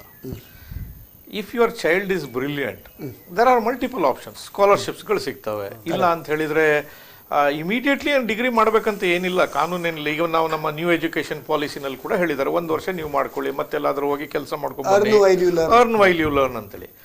ನಮ್ಮ ದೇಶದಲ್ಲಿ ನಾವು ಒಂದು ಅಭ್ಯಾಸ ಮಾಡಿಟ್ಬಿಟ್ಟಿದ್ದೀವಿ, ಎಲ್ಲೋ ಮಕ್ಕಳಿಗೆ ನಾವೆಲ್ಲ ತಂದು ತುರುಕಬೇಕು. ಈವ್ನಿಂಗ್ ಕಾಲೇಜ್ ಹೋದ್ರೆ ಗ್ರೇಡಿ ಕಮ್ಮಿ, ಕರೆಸ್ಪಾಂಡೆನ್ಸ್ ಕೇಳಿ ಮಾಡಿದ್ರೆ ಅವ್ರ ಮರ್ಯಾದೆ ಕಮ್ಮಿ, ಅರ್ನ್ ವೈಲ್ ಯು ಲರ್ನ್ ಆದ್ರೆ ತುಂಬಾ ಕಮ್ಮಿ. ಮೊನ್ನೆ ನಾವು ನಮ್ಮ ಫೈನಾನ್ಸ್ ಮಿನಿಸ್ಟರ್ ನಮ್ಮ ನಿರ್ಮಲಾ ಸೀತಾರಾಮನ್ ಅವರ ಬಯೋಡಾಟಾ ನೋಡಿದ್ರೆ she was working as a sales girl in a store. Yes, I really we are proud. ಆಮೇಲೆ ನೋಡಿ ಅವರು ಅಷ್ಟು ಉನ್ನತ ವ್ಯಾಸಂಗ ಮಾಡಿ ನಮ್ಮ ದೇಶದ ಒಂದು ಫೈನಾನ್ಸ್ ಮಿನಿಸ್ಟರ್ ಆಗಿ ಚುಕ್ಕಾಣಿ ಕೂಡ ಹಿಡಿದಿದ್ದಾರೆ. ಇದು ನಮ್ಮ ದೇಶದಲ್ಲಿ ಮಾತ್ರ, ಯಾಕಂದ್ರೆ ನಾವು ಒಂದು ರೀತಿ ಅದು ಆರ್ಟಿಫಿಷಿಯಲ್ ಒಂದು ಕ್ರಿಯೇಟ್ ಮಾಡ್ಕೊಂಡಿದ್ದೀವಿ. ನೀವು ವಿದೇಶಗಳಿಗೆ ಹೋದ್ರೆ, ನಾನು ಬೇಕಾದಷ್ಟು ಸರಿತಿ ವಿದೇಶಗಳಲ್ಲಿ ನೋಡಿದ್ದೇನೆ, ನಾವು ಟೂರ್ ಹೋಗ್ಬೇಕಾದ್ರೆ ಅವರು ಯಾರೋ ನಿಮ್ಗೆ ಹೋಟೆಲ್ನಲ್ಲಿ ಕ್ಲೀನಿಂಗ್ ಇದ್ದವ್ರು ಇರ್ಬೋದು, ಸರ್ವ್ ಮಾಡ್ತಾ ಇದ್ದವ್ರು ಇರ್ಬೋದು, ಲೈಬ್ರರಿನಲ್ಲಿ ಇರ್ಬೋದು, ಟೂರಿಸ್ಟ್ಗಳಿಗೆ ಕಂಪ್ನಿ ಗೈಡ್ಗಳಾಗಿದ್ದಿರ್ಬೋದು, ಎಲ್ಲ ಕೆಲಸ ಮಾಡ್ತಾರೆ. ನಾವೇನ್ ತಿಳ್ಕೊಳ್ತೀವಿ ಅವ್ರು ಯಾರೋ ಸಾಮಾನ್ಯರು ಅಂತ. ಅವರು ಸಾಮಾನ್ಯರಲ್ಲ, ಡ್ರೈವರ್ ಕೂಡ ಆಗಿರ್ತಾರೆ, ಟ್ಯಾಕ್ಸಿ ಚಲಾಯಿಸ್ತಾರೆ. ಸೊ ಇವರೆಲ್ಲ ಸಾಮಾನ್ಯ ಜನ ಅಲ್ಲ, ಇವರು ಅಸಾಮಾನ್ಯರು. ಅಲ್ಲಿ ಓದ್ತಾ ಇದ್ದಾರೆ. ಆದರೆ ಇದನ್ನ ಬೇಕಾಗಿರ್ತಕ್ಕಂಥ ಫಂಡಿಂಗ್ ಮಾಡೋದಕ್ಕೆ ಪಾರ್ಟ್ ಟೈಮ್ನಲ್ಲಿ ಅವ್ರು ಕೆಲಸ ಮಾಡಿ ಹಣವನ್ನು ಜೋಡಿಸಿ ಅವ್ರ ಎಕ್ಸ್ಪೆನ್ಸನ್ ಮಾಡಿ ಕೆಲವರು ಮನೆಗೆ ವಾಪಸ್ ಕಳಿಸುವಂಥವ್ರು ಕೂಡ ಇದ್ದಾರೆ. ಈ ಒಂದು ಕಲ್ಚರ್ ನಮ್ಮಲ್ಲಿ ಬೆಳಿಬೇಕು. ಈವನ್ ಈ ಬಿಸ್ನೆಸ್ಗಳಲ್ಲಿ ಏನು, ಇದು ಬಿಸ್ನೆಸ್ ಟಾನಿಕ್ನಲ್ಲೇ ನಾನು ಹೇಳುವಂಥದ್ದು, ನಮ್ಮ ಬಿಸ್ನೆಸ್ಗಳು ಇಲ್ಲಿ ಏನಿದೆ, ಅವರು ಈಗ ಎಂಪ್ಲಾಯ್ಮೆಂಟಲ್ಲಿ ನಮಗೆ ಕೆಲಸಕ್ಕೆ ಜನ ಸಿಗಲ್ಲ, ಬೇಕಾದ ರೀತಿಯಲ್ಲಿ ಜನ ಸಿಗಲ್ಲ ಅನ್ನೋರು ಇಂಥ ಒಂದು ಸ್ಕೀಮನ್ನು ಮಾಡಬೇಕು. ಯಾಕಂತ ಹೇಳಿದ್ರೆ ನಮ್ಮ ಆಫೀಸ್ನಲ್ಲಿ ಇದಕ್ಕೋಸ್ಕರ ಓದುವ ಮಕ್ಕಳಿಗಾಗಿ ಅರ್ನ್ ಮಾಡೋದಕ್ಕೆ ಒಂದು ಅಪ್ರೆಂಟಿಸ್ಶಿಪ್. ಈಗ ಅದನ್ನ ನಾವು ಮುಂದುವರಿಸುವ. ಇನ್ನೊಂದು ವೀಕ್ಷಕರ ಕರೆ ಉಂಟು. ಹಲೋ ಹಲೋ, ನಮಸ್ತೆ. ನಮಸ್ಕಾರ, ಯಾರು ಮಾತಾಡೋದು? ನಾನು ರಾಮಕೃಷ್ಣ ರಾವ್ ಅಂತ ಹೇಳಿ ಕಾವೂರಿಂದ ಮಾತಾಡೋದು. ರಾಮಕೃಷ್ಣ ರಾಯರೇ, ನಿಮ್ಗೆ ನಮ್ಮ ಈ ಕಾರ್ಯಕ್ರಮಕ್ಕೆ ಸ್ವಾಗತ. ಬಹಳ ಒಂದು ಸಂತೋಷ. ನೀವು ಕೂಡ ಬಹಳ ಒಂದು ಶ್ರದ್ಧೆಯಿಂದ ಪ್ರತಿ ನಮ್ಮ ಒಂದು ಎಪಿಸೋಡ್ ಅಲ್ಲಿ ಉತ್ತಮ ಪ್ರಶ್ನೆ ಎಲ್ಲ ಕೇಳ್ತಾ ಇದ್ದೀರಿ. ಈಗ ಬ್ಯಾಂಕಿನವರು 7.5 ಲಕ್ಷದವರೆಗೆ ಲೋನ್ ಕೊಡ್ತಾರೆ ಅಂತ ಹೇಳಿದಿರಿ. Correct. ಬಟ್ ಅದನ್ನು ರೀಪೇಮೆಂಟ್ ಹೇಗೆ, ಯಾವ ರೀತಿ? ಆತನಿಗೆ ಕೆಲಸ ಸಿಕ್ಕಿದ ನಂತರ ಅವನೇ ಅದನ್ನು ವಾಪಸ್ ಕೊಡುವಂತ ಇರಬಹುದು. ಆದ್ರೆ ಒಂದು ವೇಳೆ ಆತನಿಗೆ ಅದು ಕೊಡ್ಲಿಕ್ಕೆ ಆಗ್ಲಿಲ್ಲ, ಅಸಾಧ್ಯ ಆಯ್ತು, ಅಥವಾ ಅವನಿಗೆ ಸರಿಯಾದ ಜಾಬ್ ಸಿಕ್ಲಿಲ್ಲ, Correct. ಅಥವಾ ಇನ್ನು ಯಾವುದೇ ಬೇರೆ ಕಾರಣದಿಂದ ಅವನಿಗೆ ಎಜುಕೇಶನ್ ಕಂಪ್ಲೀಟ್ ಮಾಡ್ಲಿಕ್ಕೆ ಆಗದೆ Correct. ಇಂಥ ಪರಿಸ್ಥಿತಿಯಲ್ಲಿ ಏನಾದ್ರು ಬಂದ್ರೆ ಆವಾಗ ಆ ಹಣವನ್ನು ಇದು ರೀಪೇಮೆಂಟ್ ಜವಾಬ್ದಾರಿ ಯಾರಿಗೆ? ಪೇರೆಂಟ್ಸ್ಗೆ ಏನೋ ಜವಾಬ್ದಾರಿ ಇದೆಯಾ? ಅದು ಹೇಗೆ, ಯಾವ ರೀತಿ ಆಗ್ತದೆ, ಇದಾಗ್ತದೆ ಅಂತ ಈ ಬಗ್ಗೆ ಸ್ವಲ್ಪ ಮಾಹಿತಿ ಕೊಡ್ತೀರಾ? ಬಹಳ ಒಂದು ಉತ್ತಮ ಪ್ರಶ್ನೆ ಕೇಳಿದ್ರಿ. ಯಾರು ರೀಪೇಮೆಂಟ್ ಬಗ್ಗೆ ಆಲೋಚನೆ ಮಾಡಿ ಲೋನ್ ತಗೊಳ್ತಾರೆ ನೋಡಿ, ಅವ್ರು ನಿಜವಾಗಿ ಒಂದು ಕರೆಕ್ಟ್ ಬರೋವರ್ ಅಂತ ಹೇಳ್ತಾರೆ. ಈಗ ವಸಂತ್ ಶೆಟ್ರೆ, ಈಗ ಲೋನ್ ಕೊಟ್ಟಾಗ ಅದಕ್ಕೆ ಮೊರಿಟೋರಿಯಂ ಅಂತ ಇರ್ತದೆ. ಎಷ್ಟು ವರ್ಷ ಮೊರಿಟೋರಿಯಂ? ಹೇಗೆ ನೋಡಿ, ಎಜುಕೇಶನ್ ಲೋನ್ ಅಂತ ಹೇಳಿದ್ರೆ ಹೇಗಂತ ಹೇಳಿದ್ರೆ ಸ್ಟಡಿ ಪೀರಿಯಡ್ ಪ್ಲಸ್ 1 ಇಯರ್ ಮೊರಿಟೋರಿಯಂ. ಅದ್ರ ನಂತರ ರಿಪೇಮೆಂಟ್ ಸ್ಟಾರ್ಟ್ ಮಾಡಬೇಕಾಗುತ್ತೆ. ಸ್ಟಡಿ ಪೀರಿಯಡ್ 4 ಇಯರ್ಸ್ ಇದ್ರೆ ಮೊರಿಟೋರಿಯಂ 1 ವರ್ಷ. ಆಫ್ಟರ್ ದಟ್ ಮೊರಿಟೋರಿಯಂ ಪೀರಿಯಡ್ ಎಂಡ್ಸ್, ನಂತರ 15 ವರ್ಷ ರಿಪೇಮೆಂಟ್ ಸಿಗ್ತದೆ. 15 ಇಯರ್ಸ್. ಟೋಟಲ್ ಆಡ್ ಮಾಡಿದ್ರೆ 4+1, ಮೆಡಿಕಲ್ ಆದ್ರೆ 5+1 ಪ್ಲಸ್ 15 ಅಂದ್ರೆ 21 ಇಯರ್ಸ್. ಹೌದು, ಅದಾಗ್ತದೆ. ಮತ್ತೊಂದು ಹೇಳಿದ್ರೆ ಇವರಿಗೆ ಒಂದ್ ವೇಳೆ ಏನಾದ್ರೂ ಪ್ರಾಬ್ಲಮ್ ಆಯ್ತು, ಎಜುಕೇಶನ್ ಕಂಟಿನ್ಯೂ ಮಾಡ್ಲಿಕ್ಕೆ ಆಗ್ಲಿಕ್ಕಿಲ್ಲ, ಆವಾಗ ಮತ್ತೆ ಪುನಃ 2 ವರ್ಷ ಎಕ್ಸ್ಟ್ರಾ ಕೊಡ್ತಾರೆ. 2 ಇಯರ್ಸ್ ಆಪ್ಷನ್ ಕೊಡ್ತಾರೆ ಅವರಿಗೆ. ವಿದಿನ್ 2 ಇಯರ್ಸ್ ಅವ್ರು ಕಂಪ್ಲೀಟ್ ಮಾಡ್ಬೇಕು. 5+2 ಆರ್ 4+2+1 ಅಂತ ಹೇಳಿದ್ರೆ 7 ಇಯರ್ಸ್ ವರೆಗೆ ಅವರಿಗೆ ಸ್ಟಡಿ ಪೀರಿಯಡ್. ಮತ್ತೆ ಈ ಸ್ಟಡಿ ಪೀರಿಯಡ್ ರೀಶೆಡ್ಯೂಲ್ ಮಾಡಿದ್ರೆ ಅದು ರೀಶೆಡ್ಯೂಲ್ ಮಾಡ್ಲಿಕ್ಕೂ ಆಗ್ತದೆ. ಇಲ್ಲ, ಆಗುದಿಲ್ಲ. ರೀಶೆಡ್ಯೂಲ್ ಮಾಡಬಹುದು. ಎಜುಕೇಶನ್ ಲೋನ್ ಅಂತ ಹೇಳಿದ್ರೆ ಅವರಿಗೆ ಪೋಸ್ಟ್ಪೋನ್ಮೆಂಟ್ ಮಾಡಬಹುದು, ರಿಪೇಮೆಂಟ್ ಪೀರಿಯಡ್ ಪೋಸ್ಟ್ಪೋನ್ಮೆಂಟ್ ಮಾಡಬಹುದು, ರೀಶೆಡ್ಯೂಲ್ ಮಾಡಬಹುದು. ಬಟ್ ಮತ್ತೆ ಇನ್ನೊಂದು ಅವರು ಹೇಳಿದ್ದೇನಂತ ಹೇಳಿದ್ರೆ ಸ್ಟಡಿ ಡಿಸ್ಕಂಟಿನ್ಯೂ ಮಾಡಿದ್ರೆ ಏನು ಇದಿಲ್ಲ, ಆವಾಗ ಯಾವ ಬೆನಿಫಿಟ್ ಸಿಗುದಿಲ್ಲ ಅವರಿಗೆ. ಅವರು ಏನ್ ಮಾಡ್ಬೇಕಾಗತ್ತೆ ಅಂತ ಹೇಳಿದ್ರೆ ಎಜುಕೇಶನ್ ಲೋನ್ ಎಲ್ಲಿಗೆ ಅವರು ಮಿಡ್ ಸ್ಟ್ರೀಮ್ ಅಲ್ಲಿ ಕ್ಲೋಸ್ ಮಾಡಿದಾರೋ ಅಲ್ಲಿಂದ ಸಪರೇಟ್. ಅವ್ರು ಕೇಳಿದ್ರೆ ಅಂದ್ರೆ, ಈಗ ತಂದೆ ತಾಯಿಗಳು ಜಾಮೀನು ಯಾರ ಜವಾಬ್ದಾರಿ, ಈಕ್ವಲಿ ರೆಸ್ಪಾನ್ಸಿಬಲ್ ಅಂತ ಹೇಳಿದ್ರೆ ಎಜುಕೇಶನ್ ಲೋನ್ ಬಾರೋವರ್ ಅಲ್ಲಿ ಎಜುಕೇಶನ್ ಲೋನ್ ಸ್ಕೀಮ್ ಅಲ್ಲಿ ಏನಂದ್ರೆ student represented by guardian, minor students ಆದ್ರೆ students jointly with parent or guardian. ಹಾಗಾಗಿ ಹೋಗಿ ಎಲ್ಲರೂ ರೆಸ್ಪಾನ್ಸಿಬಿಲಿಟಿ, ನಂದೇ ಒಬ್ಬರದ್ದು ಅಂತ ಹೇಳಿಕ್ಕೆ ಆಗುತ್ತೆ. ಅಂದ್ರೆ ಯಾರು ಒಬ್ರು ಆಗ್ತದ, ತಂದೆ ತಾಯಿ? ತಂದೆ ಹೇಗೆ ಯೂಶುವಲಿ ತಂದೆ ಇಲ್ಲದಿದ್ರೆ ತಾಯಿ. ಈಗ ಇದರಲ್ಲಿ ಕೂಡ ತಂದೆ ಹಾಕೋದಿಲ್ಲ ಹೇಳಿದ್ರೆ ರೀಸನಬಲ್ ಬ್ಯಾಂಕ್ನವರು ಅಪ್ರೂವ್ ಮಾಡಬೇಕಾಗತ್ತೆ. ಮತ್ತೊಂದು ಅಂತ ಹೇಳಿದ್ರೆ ಒಂದ್ ವೇಳೆ ತಂದೆ ಇಲ್ಲದಿದ್ರೆ ಲೀಗಲಿ ಅಕ್ಸೆಪ್ಟೆಡ್ ಗಾರ್ಡಿಯನ್, ತಂದೆ ಇಲ್ಲಪ್ಪ ಲೀಗಲಿ ಅಕ್ಸೆಪ್ಟೆಡ್ ಗಾರ್ಡಿಯನ್ ಯಾರಾದಿದ್ರು ಅವರು ಆಗ್ತಾರೆ. ಇನ್ನೊಂದು ಅಂತ ಹೇಳಿದ್ರೆ ಯಾರು ತಂದೆನೂ ಇಲ್ಲ ಯಾರು ಇಲ್ಲ ಅಂತ ಕೇಸಸ್ ಅಲ್ಲಿ ಅವರು ಯಾರಾದ್ರೂ close relative acceptable to the bank ಅವರು ಗ್ಯಾರಂಟಿ ಕೊಟ್ಟರು ಆಗ್ತದೆ. ಅಂದ್ರೆ ಬಹಳ ಒಂದು ಫ್ಲೆಕ್ಸಿಬಲ್ ಸ್ಕೀಮ್ ಎಜುಕೇಶನ್ ಲೋನ್ ಅಂತ ಹೇಳಿ ಬಹಳ ಒಂದು ಸಂತೋಷ ಆಗ್ತದೆ. ಕೆಲವು ಸಲ ಏನಂತ ಹೇಳಿ ಅಂದ್ರೆ ಇನ್ನೊಂದೇನಂದ್ರೆ ಈ ಎಜುಕೇಶನ್ ಲೋನ್ ಅಲ್ಲಿ ಈಗ MBBS ಮಾಡ್ಲಿಕ್ಕೆ ಲೋನ್ ತೆಗೆದ್ರು, ಆವಾಗ ಅವ್ರು ನೆಕ್ಸ್ಟ್ MD ಮಾಡ್ಲಿಕ್ಕೆ ಇರುವಾಗ MBBS ರಿಪೇಮೆಂಟ್ ಸ್ಟಾರ್ಟ್ ಆಗ್ತಲ್ಲ ಆವಾಗ? ಇಲ್ಲ, ಇನ್ ಕೇಸ್ ಅವ್ರು ಕಂಟಿನ್ಯೂಷನ್ ಆಫ್ ಸ್ಟಡಿ ಮಾಡಿದ್ರೆ, ಈಗ ಇಂಜಿನಿಯರಿಂಗ್ ಮಾಡಿ MTech ಮಾಡಿದ್ರೆ ಅಥವಾ MBBS ಮಾಡಿ MD ಮಾಡ್ಲಿಕ್ಕೆ ಹೋದ್ರೆ ಆ ಸೆಕೆಂಡ್ ಕೋರ್ಸ್ ಇದೆಯಲ್ಲ, ಆ ಕೋರ್ಸ್ ಕಂಪ್ಲೀಟ್ ಆಗಿ ಪ್ಲಸ್ 1 ಇಯರ್ ಅಲ್ಲಿವರೆಗೆ ಅರ್ಲಿಯರ್ ಇದ್ರದ್ದು ಎಜುಕೇಶನ್ ಲೋನ್ ಪೋಸ್ಟ್ಪೋನ್ಮೆಂಟ್ ಆಗ್ತದೆ, ರಿಪೇಮೆಂಟ್ ಬಹಳ ಒಂದು ನಮ್ಮ ದೇಶದಲ್ಲಿ ನೋಡಿ ಎಂತ ಒಂದು ಇದುಂಟು, ಆದ್ರೂ ನಾವು ನಮ್ಮ ದೇಶಕ್ಕೆ ದೂರ್ತೇವೆ. ಇದರಲ್ಲಿ ರಿಪೇಮೆಂಟ್ 2 ಲೋನ್ ಇದು ಕೋಇನ್ಸೈಡ್ ಆಗಿ ಬರ್ತದೆ, ಒಂದೇ ಟೈಪ್ ರಿಪೇಮೆಂಟ್. ಫಾರಿನ್ ಅಲ್ಲೆಲ್ಲ ಹೇಗೆ ಚಂದ್ರಕಾಂತ್ ಭಟ್ರೆ, ಯಾವ ರೀತಿ ಸ್ಕೀಮ್ ಎಲ್ಲ ಉಂಟು ಹೇಳ್ಬೋದಾ? ಫಾರಿನ್ ಈ ರೀತಿ ಬ್ಯಾಂಕ್ ಅಲ್ಲಿ ಏನಾದ್ರು ಉಂಟಾ ಸರ್ಕಾರದವ್ರದ್ದು, ಗಲ್ಫ್ ಅಲ್ಲಿ ಅಥವಾ ಬೇರೆ ಯಾವ್ದಾದ್ರು? ಇಲ್ಲ, ನಾನಿರುವಂತದ್ದು ದುಬೈನಲ್ಲಿ ಅಂತ ಯಾವುದೇ ಸ್ಕೀಮ್ಗಳಿಲ್ಲ. ಯಾಕಂದ್ರೆ ಇರುವಂತದ್ದು ಎಕ್ಸ್ಪ್ಯಾಟ್ರಿಯೇಟ್ ಪಾಪ್ಯುಲೇಷನ್. ಬಟ್ ಯುರೋಪ್, ಅಮೆರಿಕ ಇಂಥ ಜಾಗಗಳಲ್ಲಿ ಖಂಡಿತವಾಗಿ ಇಂಥ ಸ್ಕೀಮ್ಗಳು ಇರ್ತದೆ. ಅವರ ಇವರಿಗೆ ಮಾತ್ರ, ಹೌದು, ಅವರ ಜನರಿಗೆ ಮಾತ್ರ. ಬಟ್ ಅದರ ರೂಪುರೇಷೆಗಳು ಏನಿದೆ ಅಂತ ಹೇಳಿ ನಮ್ಗೆ ಇಲ್ಲಿಂದ ಕೂತ್ಕೊಂಡು ನಾನೇನು ಕಾಮೆಂಟ್ ಮಾಡ್ಲಿಕ್ಕೆ ಆಗುದಿಲ್ಲ. ಅದು ಬಟ್ ಇಂಡಿಯಾದು ನಮ್ಮ ಈ ಸ್ಕೀಮ್ ಎಲ್ಲ ಬಾರಿ ಉತ್ಕೃಷ್ಟ ಸ್ಟಡೀಸ್ ಅಬ್ರಾಡ್ ಸ್ಕೀಮ್ ಉಂಟಲ್ಲ ನಮ್ದು ಬಾರಿ ಚೆನ್ನಾಗಿದೆ. ಖಂಡಿತವಾಗಿಯೂ ಚಾನ್ಸಸ್ ಇದೆ. ನಾನು ಪ್ಲಾನಿಂಗ್ ಮಾಡೋದು ಎಷ್ಟು ಕಷ್ಟ ಅಂತ ಹೇಳಿದೆ, ಆದ್ರೆ ಅದಕ್ಕೆ ಹಲವು ದಾರಿಗಳು ಕೂಡ ಇದೆ. ಸ್ಕಾಲರ್ಶಿಪ್ಸ್ ಇದೆ, ಸ್ಟಡಿ ಬ್ರೇಕ್ ಮಾಡಬಹುದು, ಸರ್ಕಾರದ ಸ್ಕೀಮ್ಗಳಿದೆ. ನೋಡಿ, ನಾವು ಒಂದು ಬಿಸ್ನೆಸ್ ಸ್ಟಾರ್ಟ್ ಮಾಡೋದಾದ್ರೆ ಲೋನ್ ಮಾಡ್ತೀವಿ, ಆಮೇಲೆ ಬಿಸ್ನೆಸ್ ಇಂದ ಬಂದಿರತಕ್ಕಂಥ ಪ್ರಾಫಿಟ್ ನಲ್ಲಿ ಅದನ್ನ ತೀರಿಸ್ತೀವಿ. ಮಕ್ಕಳು 18 ವರ್ಷ ಆದ್ಮೇಲೆ ಅವರು ಕೂಡ ಅಡಲ್ಟ್ಸ್, ಅವ್ರ ಎಜುಕೇಶನ್ ಅನ್ನು ಕೂಡ ನಮ್ಮ ಲೈಫ್ನ ಒಂದು ಇನ್ವೆಸ್ಟ್ಮೆಂಟ್ ಆಗಿ ತಗೊಳ್ಬೇಕು. ಅಪ್ಪ ಅಮ್ಮನ ಮೇಲೆ ಅದನ್ನ ಭಾರ ಹಾಕಬಾರ್ದು. ನಾಳೆ ಅವರಿಗೆ ಸಂಬಳ ಸಿಗ್ತದೆ, ಅದರೊಳಗೆ ಒಂದು ಪೋರ್ಷನ್ ಅನ್ನು ತೆಗೆದು ಇದಕ್ಕೆ ತೀರಿಸಬೇಕು. ನಾನು ಎಜುಕೇಶನ್ ಆದ ಕೂಡ ಇದಕ್ಕೂ ನನಗೆ ಸಂಬಂಧ ಇಲ್ಲ, ಬ್ಯಾಂಕ್ನವ್ರು ನೋಡ್ಕೊಳ್ಳಿ, ಅಪ್ಪ ಅಮ್ಮ ನೋಡ್ಕೊಳ್ಳಿ ಅಂತ ಹೇಳಿದ್ರೆ ಅದು ಆಗೋದಿಲ್ಲ. ಅದಕ್ಕೆ ಹೇಳೋದು, ಈ ಮಾರಲ್ ಚೌಕಟ್ಟು ಅನ್ನೋದು ಮನೆಯಲ್ಲಿ ಬೆಳೆಸಬೇಕು, ರೆಸ್ಪಾನ್ಸಿಬಿಲಿಟಿ ಬೆಳೆಸಬೇಕು. ನೀನು ತೆಗೆದುಕೊಂಡ ಹಣಕ್ಕೆ ನೀನು ಜವಾಬ್ದಾರಿ, ಸರಿಯಾದ ರೀತಿಯಲ್ಲಿ ಹೋಗ್ಬೇಕು, ಅನ್ಯಾಯ ಮಾಡಬಾರ್ದು, ತಪ್ಪು ಕೆಲಸ ಮಾಡಬಾರ್ದು ಅಂತೇಳಿ ಇದೆಲ್ಲ ಮಾಡದೆ ಈ ಚೌಕಟ್ಟನ್ನು ನಾವು ಬೆಳೆಸದೆ, ನೀನು ಯಾವ ರೂಪದಲ್ಲಿ ಆದರೂ ಸರಿ, ಕಾಪಿ ಮಾಡಿ ಆದರೂ ಸರಿ, ಪೇಪರ್ ಲೀಕ್ ಮಾಡಿ ಆದರೂ ಸರಿ, ಫಸ್ಟ್ ರ್ಯಾಂಕ್ ಬರಬೇಕು ಅಂತ ಹೇಳಿದ್ರೆ ಲಾಸ್ಟಲ್ಲಿ ಅದು ಹೋಗಿ ಗುಂಡಿಯಲ್ಲೇ ಬೀಳ್ತದೆ. ಇದು ಸಮಸ್ಯೆ ಇರುವಂಥದ್ದು ಪೇರೆಂಟ್ಸಲ್ಲಿ, ಸಮಸ್ಯೆ ಇರುವಂಥದ್ದು ಮಕ್ಕಳಲ್ಲ. ನಾವು ಹಾಕೋ ಫೌಂಡೇಶನ್ ಚೌಕಟ್ಟು ಕರೆಕ್ಟಾಗಿ ಬಂದರೆ ಮುಂದಿನ ದಿವಸದಲ್ಲಿ ಖಂಡಿತ ಆಗ್ತದೆ.